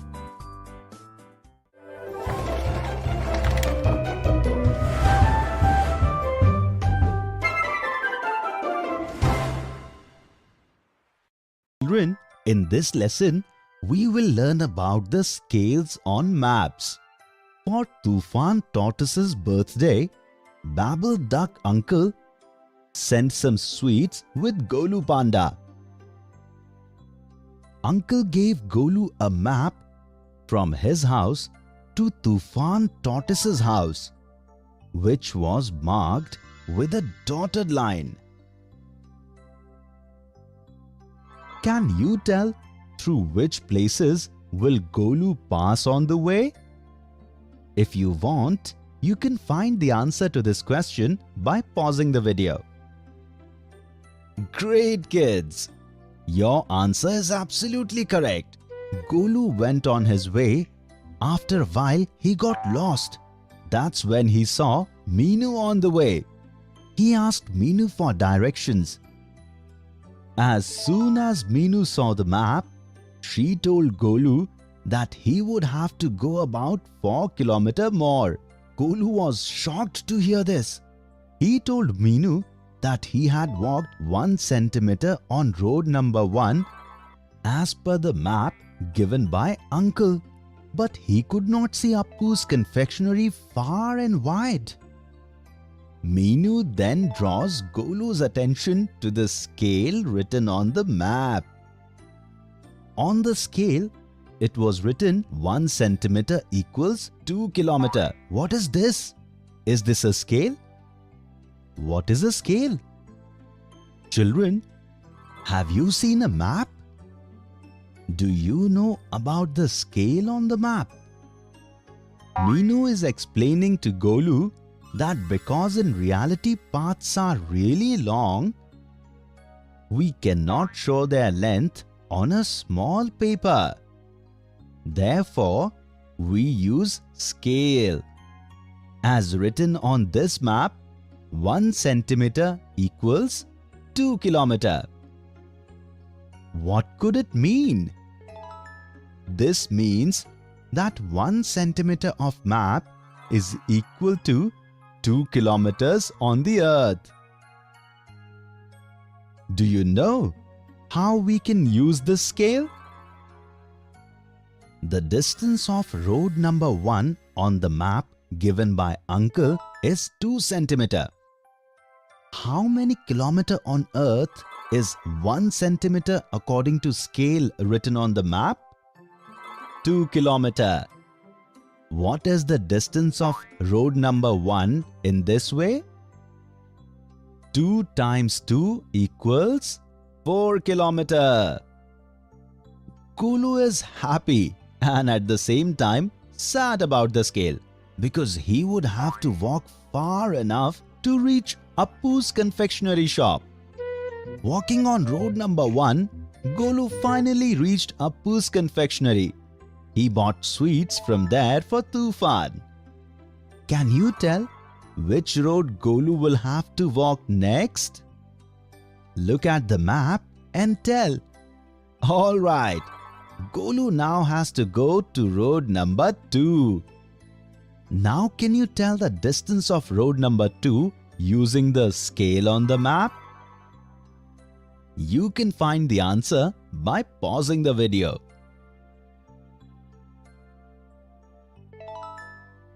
Kids, your answer is absolutely correct. The distance of road number 2 is 8 kilometer.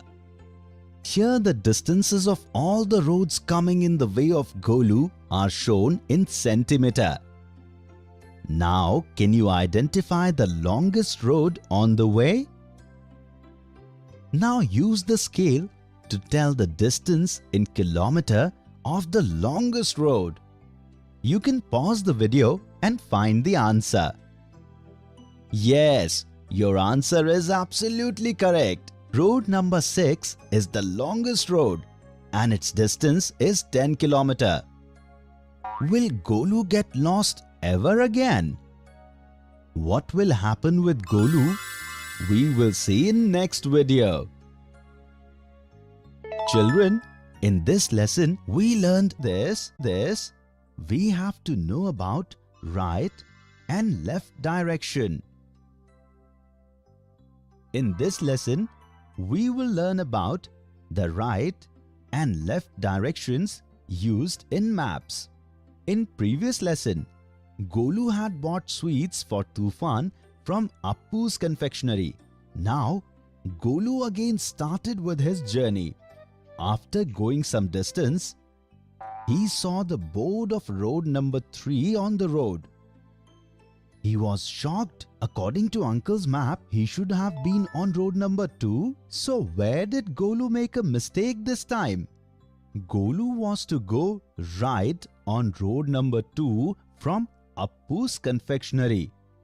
But he took a left turn from Appu's shop, which was road number 3.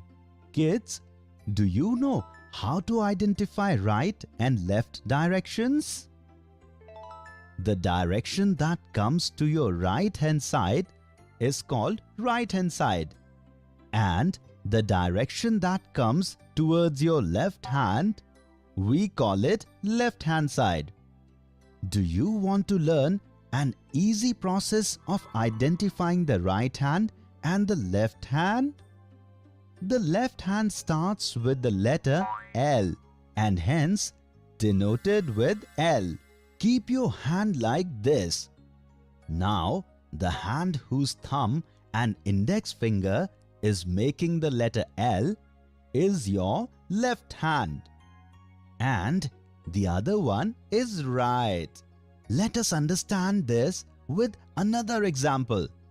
Suppose Golu stands here and has a bucket on one side and a ball on the other side. Now, how will Golu identify which side is the bucket on and which side is the ball on which side of his hand? It is very easy. By the process that we learned, Golu would raise both his hands in this way. Now can you tell which hand is making letter L?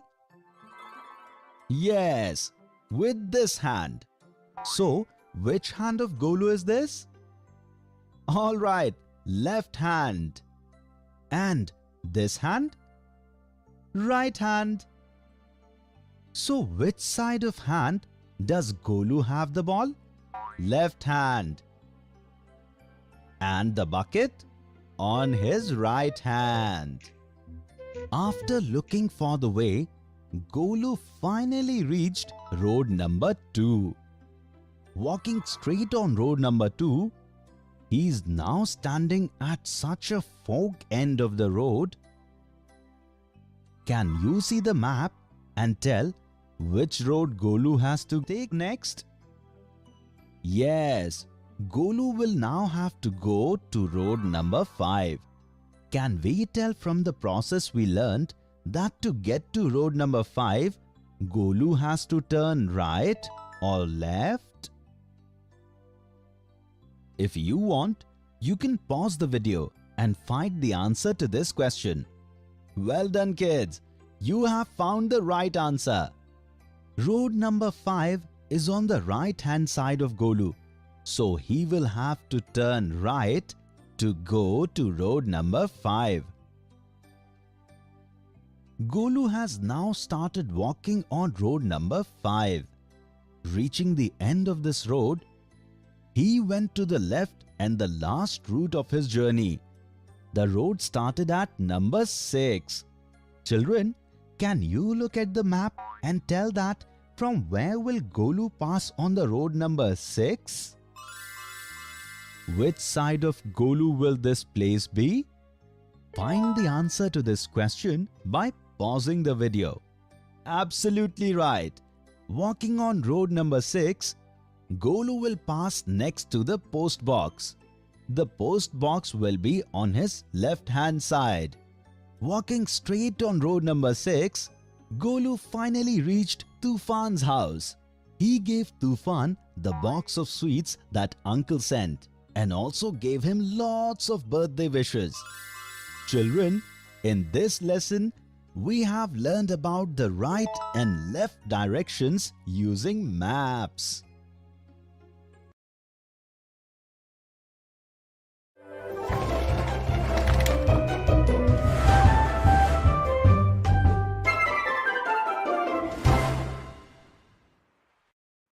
Children, in this lesson, we will see use of scale and direction in the maps.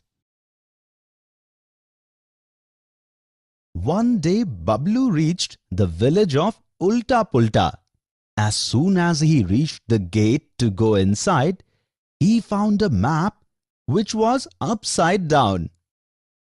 Bablu was extremely naughty. He immediately went inside the village, but there was nobody in Ulta Pulta village. He got a little scared and wanted to come out of the same gate where he entered from, but it was closed. Then he recalled that he has a map of the Ulta Pulta village, but Bablu did not know how to read the map. Can you help Bablu to get out of the Ulta Pulta village? Pause the video and look for a way to get out of the village. Absolutely right. Bablu can use any of these routes to get out of the Ulta Pulta village. Here, the length of paths of Ulta Pulta village is written in centimeters. If Bablu is standing near the gate going in, so can you find the shortest way to get out of it using the scale written on the map? How long is this road? You can find the answer to this question by pausing the video. Yes, by using way 1. We can take Bablu out of the village of Ulta Pulta by the shortest route. We add the length of these 4 roads. How many centimeters will we get? 13 centimeter. Can you really tell the distance by looking at the scale written on this map? You can think by pausing the video if you want. 1 centimeter of map is equal to 5 kilometer on the earth. Therefore, how many kilometer will 13 centimeter be? 13 times 5, that is 65 kilometer. The length of the shortest route actually is 65 kilometer. Bablu was going towards the shortest path mentioned by us when suddenly he was pulled towards road number 3 towards the magical well. Now if Bablu has 2 exit routes, are these 2 paths at equal distance? Find an answer to this question by pausing the video. Absolutely right. Both paths are exactly at the same distance. The total distance on the map is 16 centimeter. So the actual distance would be 16 multiplied by 5. That is 80 kilometer. Now Bablu tried to go out of road number 3. If Bablu is on road number 4, then which side is the magical tree? The magical tree is on the left-hand side of Bablu, which means it would be on the left. Bablu crossed road number 4 in fear and also walked on road number 5 and has come to an end of it. Now Bablu is thinking which way he has to turn. Can you tell us which direction Bablu has to turn from the unique cave to road number 6? Absolutely right. Towards left. Bablu ran fast and crossed road number 6. Now, which road will he take after turning right? Road number 7. Bablu crossed road number 7 from the spot and reached the exit gate. Bablu came out of the gate and regained his strength. Kids, Bablu is thanking you for helping him. Children, in this lesson, we have seen the use of scales and directions in maps.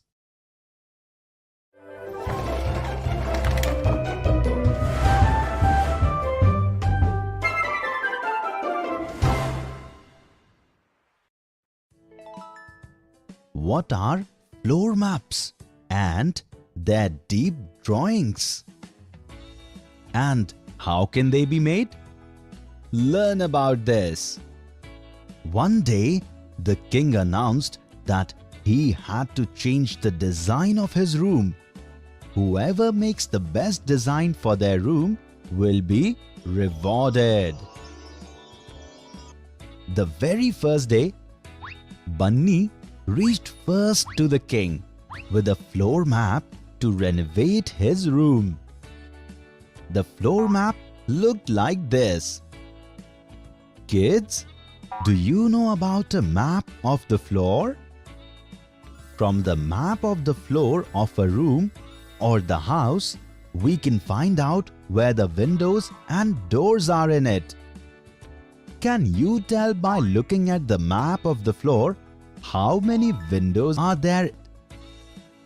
Yes, the floor map has 5 windows. Is there any window on the wall that has a door? Exactly. There is no window in the wall where the door is. How many walls does this room have? Right, this room has 10 walls. How many walls are there in this room with no windows? There are 5 walls with no windows. The king liked the floor map that Bunny had made, but could not find out how the room would look like and how high the windows would be from the map of the floor of Bunny. So he did not reward Bunny. Bunny was returning home with a sad face when he saw Bhola the donkey on the way. Bhola asked the reason for Bunny being depressed. Bunny told him the whole story. Bhola told Bunny that he could help him. Bunny was shocked. Bhola asked Bunny to show the map of the floor and asked him to come with him to the king's court the next day. The next day, Bhola and Bunny reached the king's court. Bhola showed the king such a picture of his room design. Bunny and the king were shocked to see the picture. Children, have you seen any picture similar to this one created by Bhola? Can you tell the difference between two pictures that Bhola and Bunny made? Correct. The floor map that Bunny had made is a two-dimensional figure which has only length and the breadth of the room. That's why we cannot tell about the height of the room or the window. This portrait is depicting all 3 dimensions. In this, we can also see the length, breadth and depth of the room. And that's how we can tell about the height of the room or window from the picture that Bhola had made. Since we can also estimate the depth, we call the pictures drawn by Bhola as deep drawings. Here are the pictures of the room Bhola and Bunny made. Can you tell which windows of the room are not visible in Bhola's picture? If you want, you can pause the video and find the answer to this question. Absolutely right. These windows are not seen in Bhola's pictures. Can Bhola make this deep drawing in any other way? You can try to make such a picture in your notebook by pausing the video. Bhola can also make a deep drawing of the room in this way. Children, can you tell what is the difference between these two deep drawings? Actually, this picture is made by looking at the room from the front, while this deep picture is made by looking at the room from the right side. We can see any three-dimensional objects from different views. We will learn about it in the next video. The king liked the design made by Bhola, but he wanted to see some more designs by different people. The next day, Chanda and Babble Uncle Duck reached the king's court with their floor map and deep drawings. Can you mix floor maps with the deep drawings? You can find the answer to this question by pausing the video. Well done, kids! Your answer is absolutely right. The king saw many more designs, but out of all, he liked Bhola's design the best. At last, the king rewarded Bhola. Bhola immediately gave half of it to Bunny, because he made that deep drawing by looking at the map of the floor made by Bhola. Children, in this video, we learned about the map of the floor and what are deep drawings.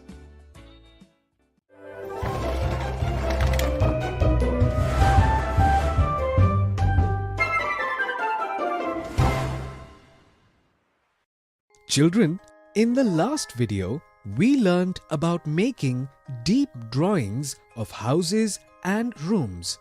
In this video, we will see interesting examples of making deep drawings of some other shapes. Today, a drawing competition has been organized in Champapur. Everyone is ready with paper and pencil. Babban, the director of the competition, said that they can draw any shape. The person who creates the most beautiful picture will win a prize. Everyone started drawing their own pictures. Time ran out and everyone gave their pictures to Babban. Let's see who has made what kind of picture. Children, can you take a look at these pictures and tell us which of these pictures that you see in front of you looks like a deep drawing of a shape of a cube? Yes, Chanda's picture is a deep drawing of a cube. Because Chanda's portrait was the most beautiful, Chanda won the prize. Everyone is asking Chanda how she made a deep drawing of a cube so easily. Do you also want to learn this? Come, let us all learn to draw a deep drawing of a cube from Chanda. Chanda drew 4 vertical lines like this on a paper first. Then she connected the ends of those lines like this.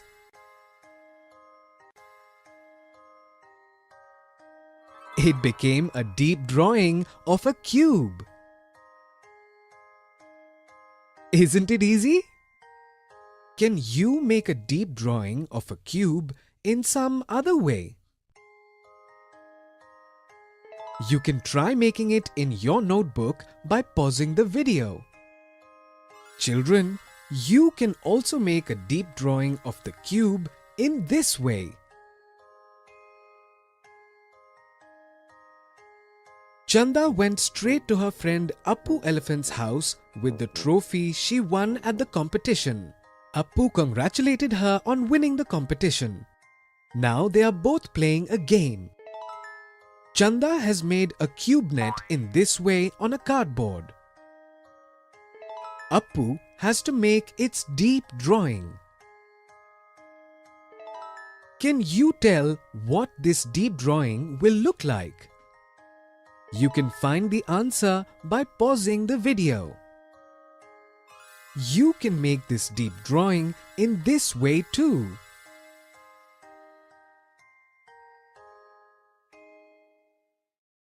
Chanda made a dice by folding a net made of paper, and Chanda and Appu started playing their game. Children, you can now play a game of making a deep drawing of a cuboid with your friends. If you want, you can stop the video and make it. Children, you can make a deep drawing of a cuboid in this way. Children, in this video, we saw some interesting examples of making deep drawings of shapes like cube and cuboid.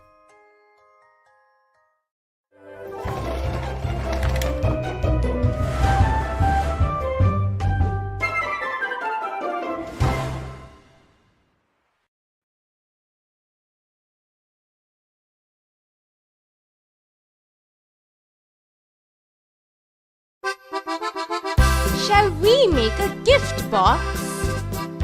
Children, come inside. Look at what I have got for you. What is it, Grandma? First, you must all wash your hands and faces nicely with soap. Then I will give you something nice to eat. I know, Grandma. It is a good habit to wash hands before eating anything. I have bought some fruits for you. But why are you washing them, Grandma? Minu, we have to wash all the fruits well to remove all the dirt, chemicals, germs, etc. on the skin of the fruit before we eat them. I want a mango. Banana for me. I want grapes. Nothing for me, Grandma. I always remember you, Buzz. I have a beautiful rose for you. I will put it in the flower vase and you can take the sweet nectar from it. Oh no, Chinu. I just remembered. Today is Rani's birthday. And she has called all of us to her home. Children, then you should all go to wish her a very happy birthday. Grandma, we have to give Rani a gift as well. Yes, of course, Minu. You should give her something that she likes or something that you like. Grandma, I will give her a beautiful doll as a gift. She can then play with the doll. I will give her a pencil box. She can use it for school. She will be very happy. But what will I give Rani? I know. I will give her a beautiful flower. We have to put our gifts in a box and pack it with beautiful shiny paper before giving it to her. Yes, Chinu. Even you got all your gifts like that for your last birthday. But we don't have boxes or shiny paper to pack the gifts. What do we do? I will tell you. I know Abdul uncle. He makes boxes for sweet shops. He will be able to help us with the boxes. It's a good idea, Minu. Let's go.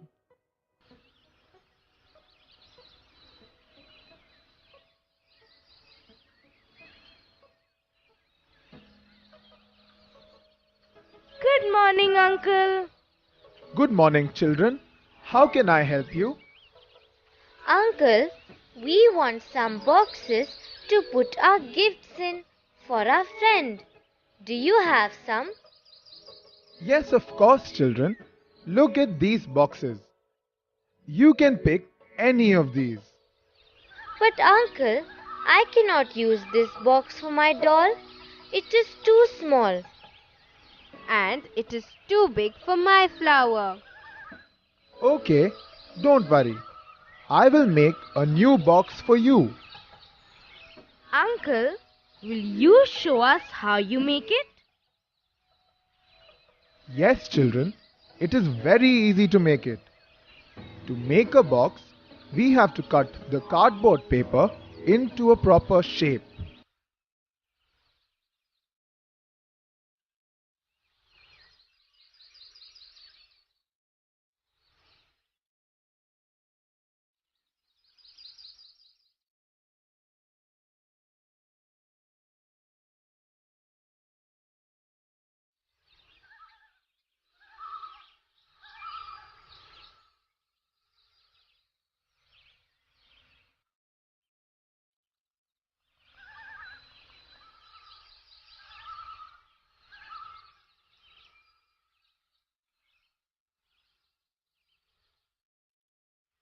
Then we have to fold it upwards and stick it. Oh, look! This is like magic! A deep box from a normal flat cardboard paper. My doll can also fit into this. Oh no, but it does not have a cover. Don't worry, Meenu. I will make a box and cover the top of this box with it. Uncle, can I paste this? Of course, Chinu, you can.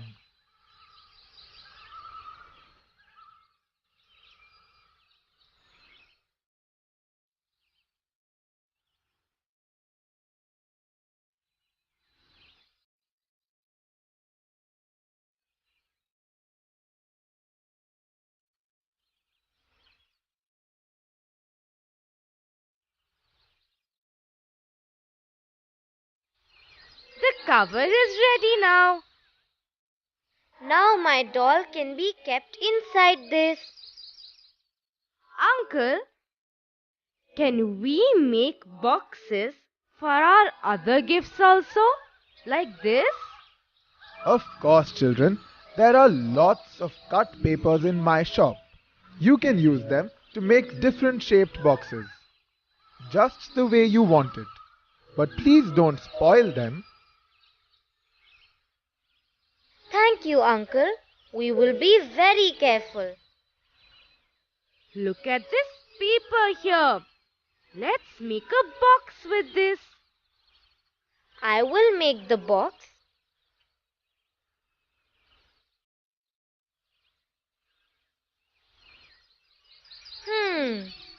Look, a deep box is ready. And look here, it has a cover also. But I cannot keep the pencil box inside this. No problem, Chinu. We will take another sheet of paper and make a different box with it. Now I will make it. Let me use this cardboard paper.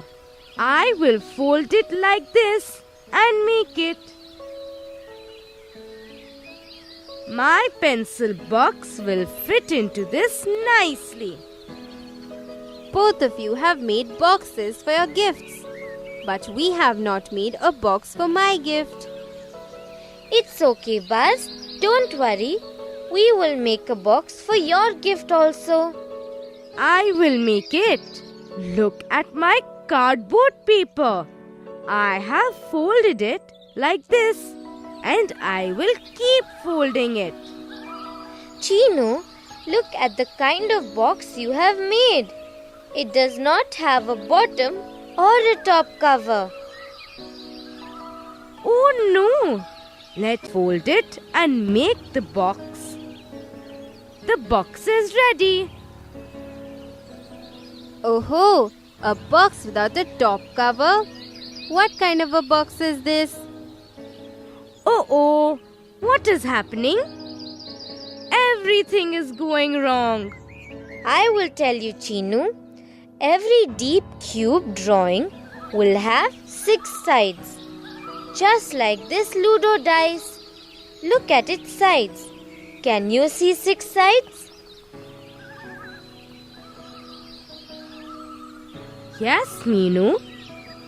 There are markings also on this, from 1 to 6.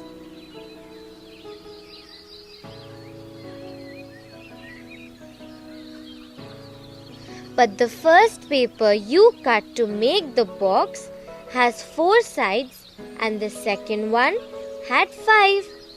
Ooh, now I know. There has to be 6 sides.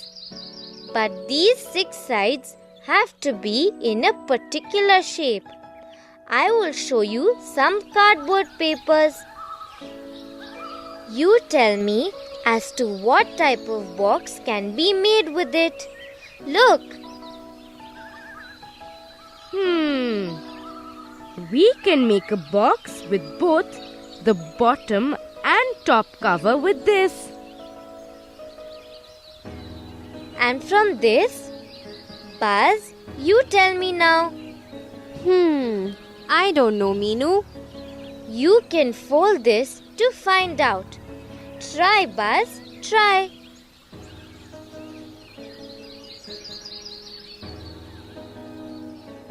Oh yeah, I have made a box with the top cover. Very good, Buzz. Now make a box with this. Oh, I cannot make a box with this. We cannot make an open box or a closed box with this, Meenu.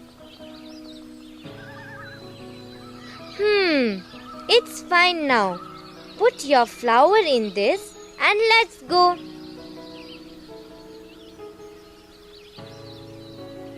But Meenu, I am not able to keep my flower in this box. I think we have to make a different type of box for this. Different type of box? Yes, Buzz. It is not necessary that all boxes will have 6 sides. They can be different also. Look, I have a paper here. I will roll it like this. Then I will stick a paper at the bottom. Look, I have made a different type of box. Thanks, Chinu. I can keep my flower in this now. Come, let's all go quickly to Rani's house. Abdul uncle, thank you very much. You are welcome, children.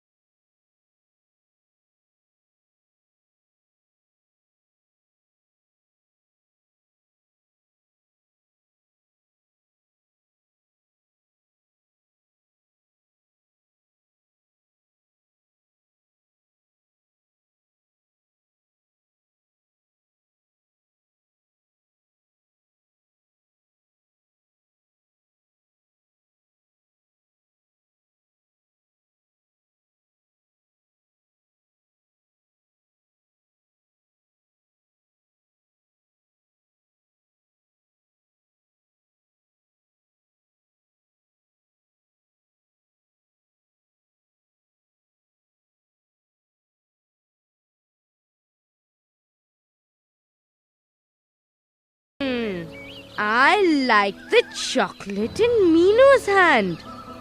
Chinu, why are you looking at my chocolate? You eat yours. Don't look at mine. Okay. Meenu, did you see that this chocolate is also kept in a box? Can you tell me how this box will look after it is opened? It will look like this. Meenu, look. Your chocolate box looks different. Yes, Buzz, it is different. Can you tell how this will look when it is opened?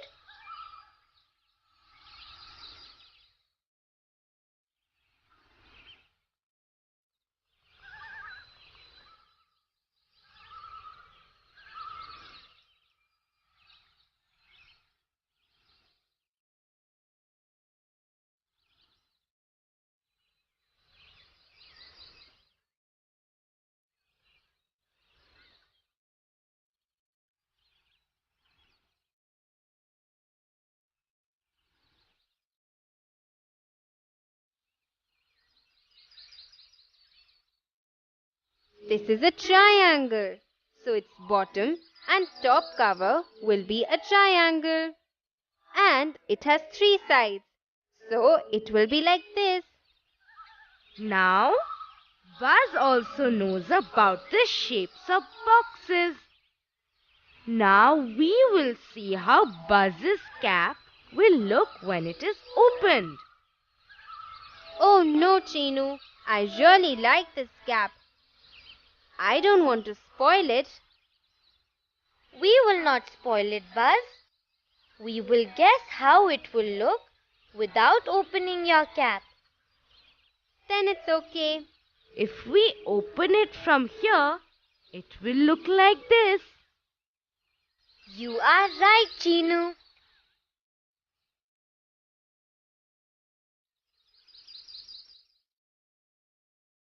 Children, you spent a lot of time at Rani's party. It's time to study now. Grandma, we had lots of fun there.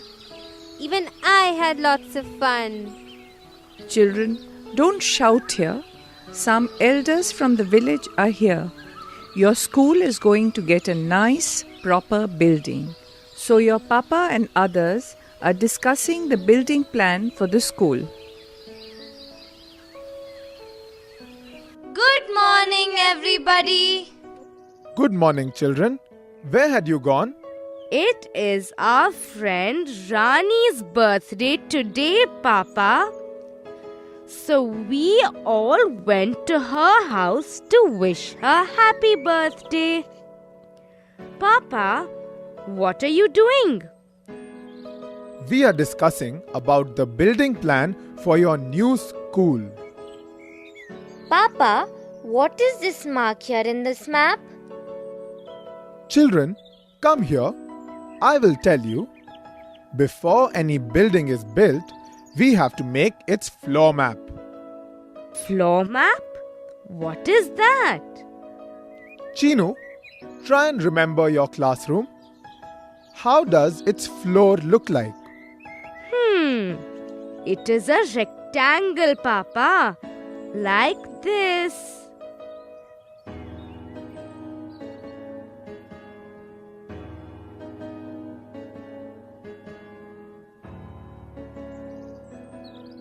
You are right. Now look at this map. Can you see the map? Look at this room. But it is a closed room. It does not have any doors.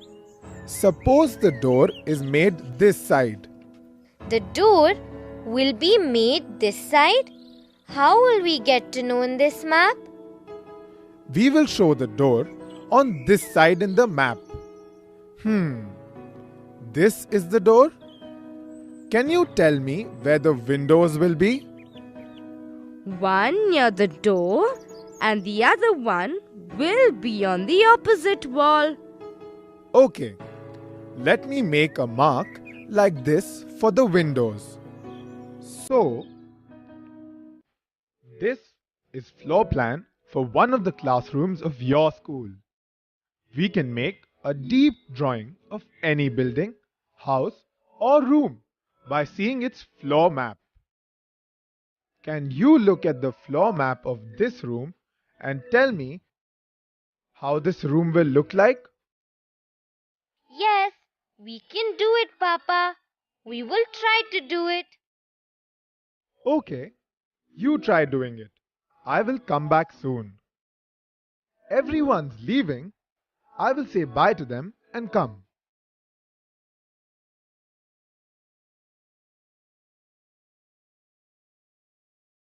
Oh no! We can't make this in a notebook. Chinu, we will make this in an empty shoebox. I will go and get a box now.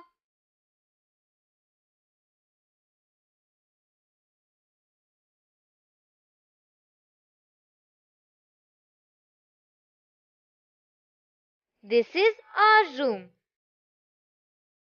Its door is in the corner near the long wall. A window near the door. There is a window in the opposite wall as well. Let us make that also in this box.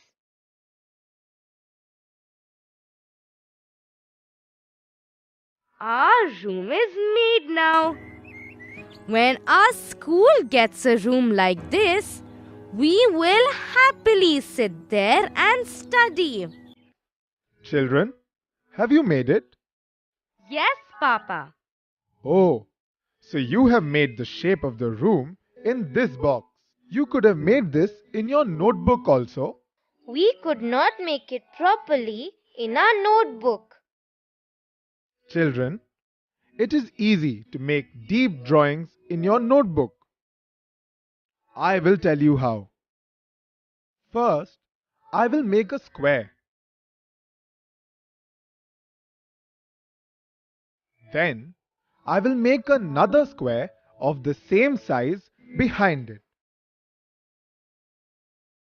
Then, I will join the corners of the squares like this.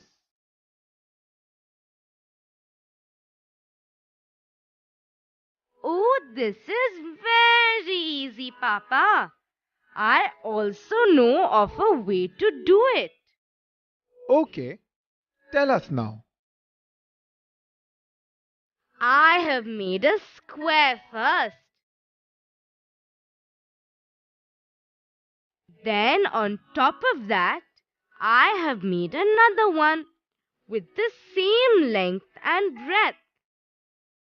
Now, I have joined its corners.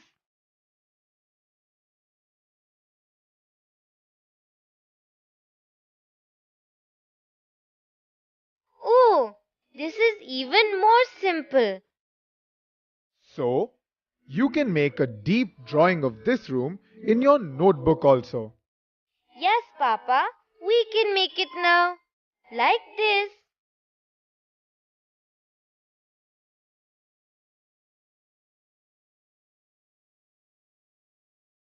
Now we can make a similar shape at the back and join the corners.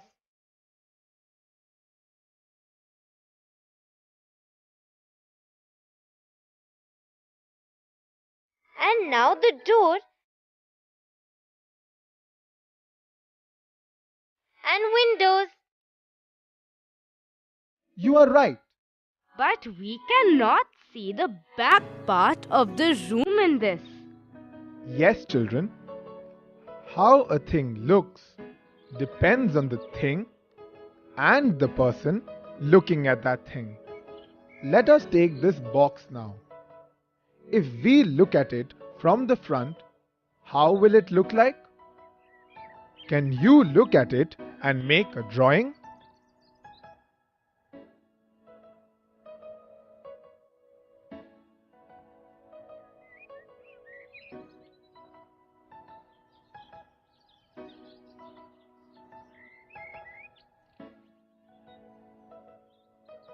Yes, Papa. It looks like this from the front. I can only see the length of the room, but not the breadth. And I can only see the windows from the back, like this.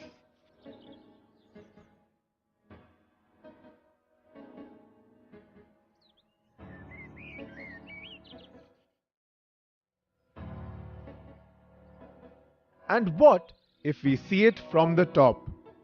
If we look at it from the top, we will get to see only the top of the house. We will not get to know anything about the height of the house.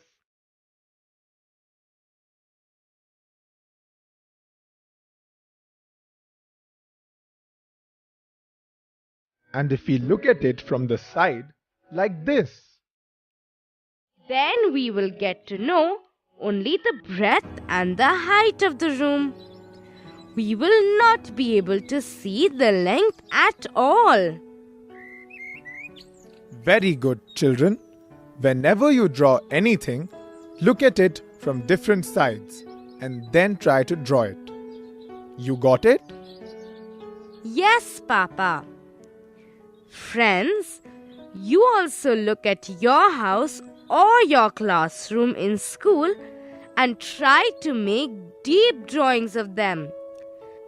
And don't forget to make boxes of different shapes and sizes also.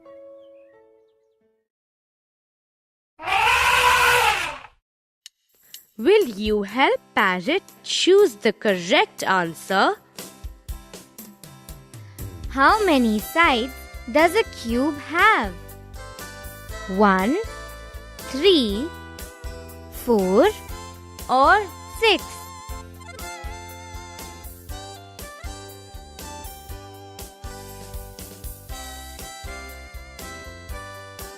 Six.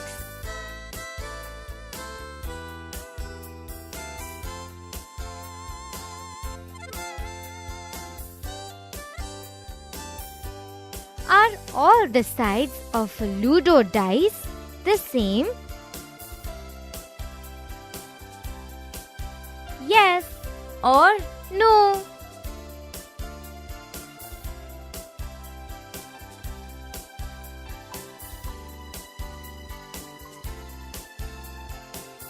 Yes.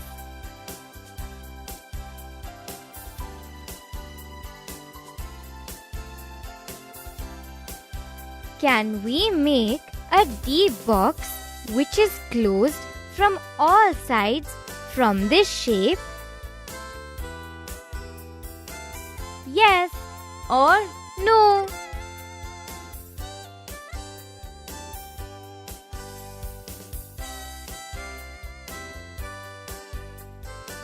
Yes.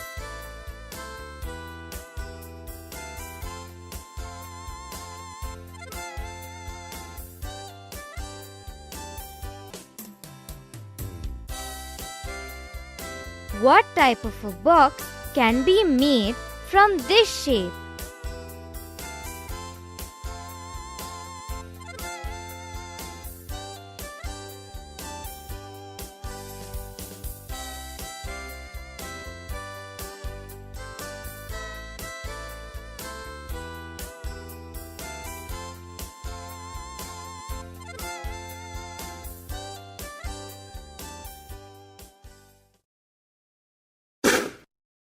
Which among the following shapes can be folded and made into a cubic box?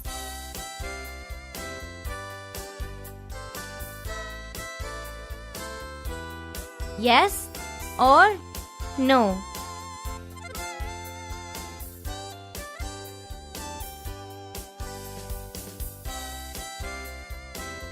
Yes.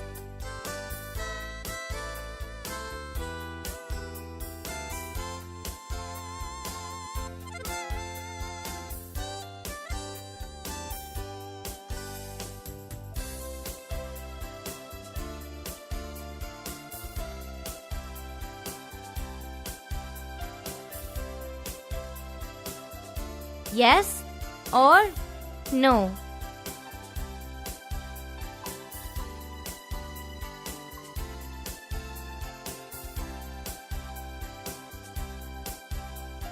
No.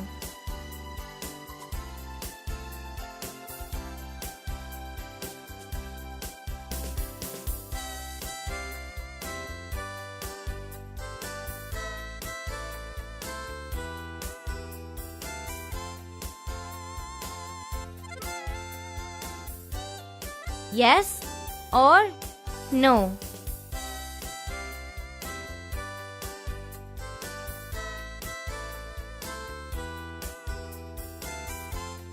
Yes.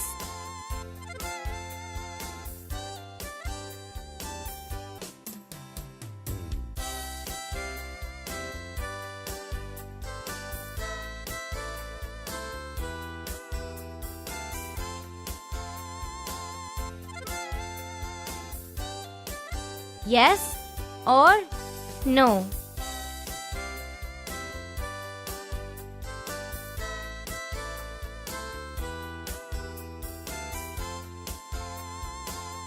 No.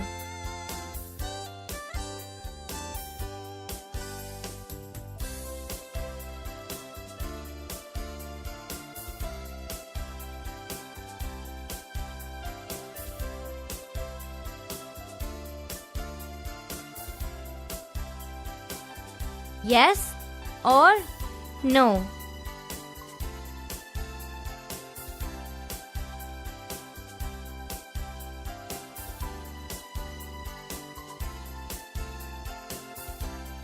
No.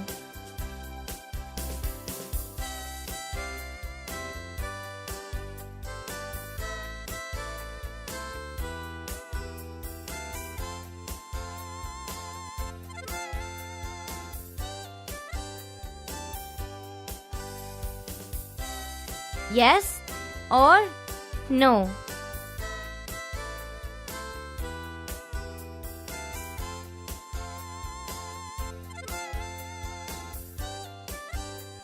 Yes.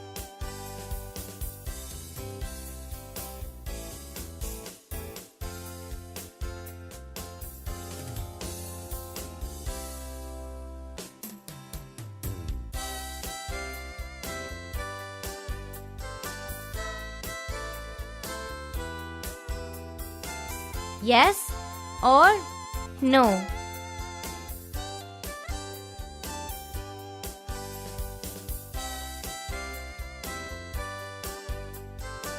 Yes.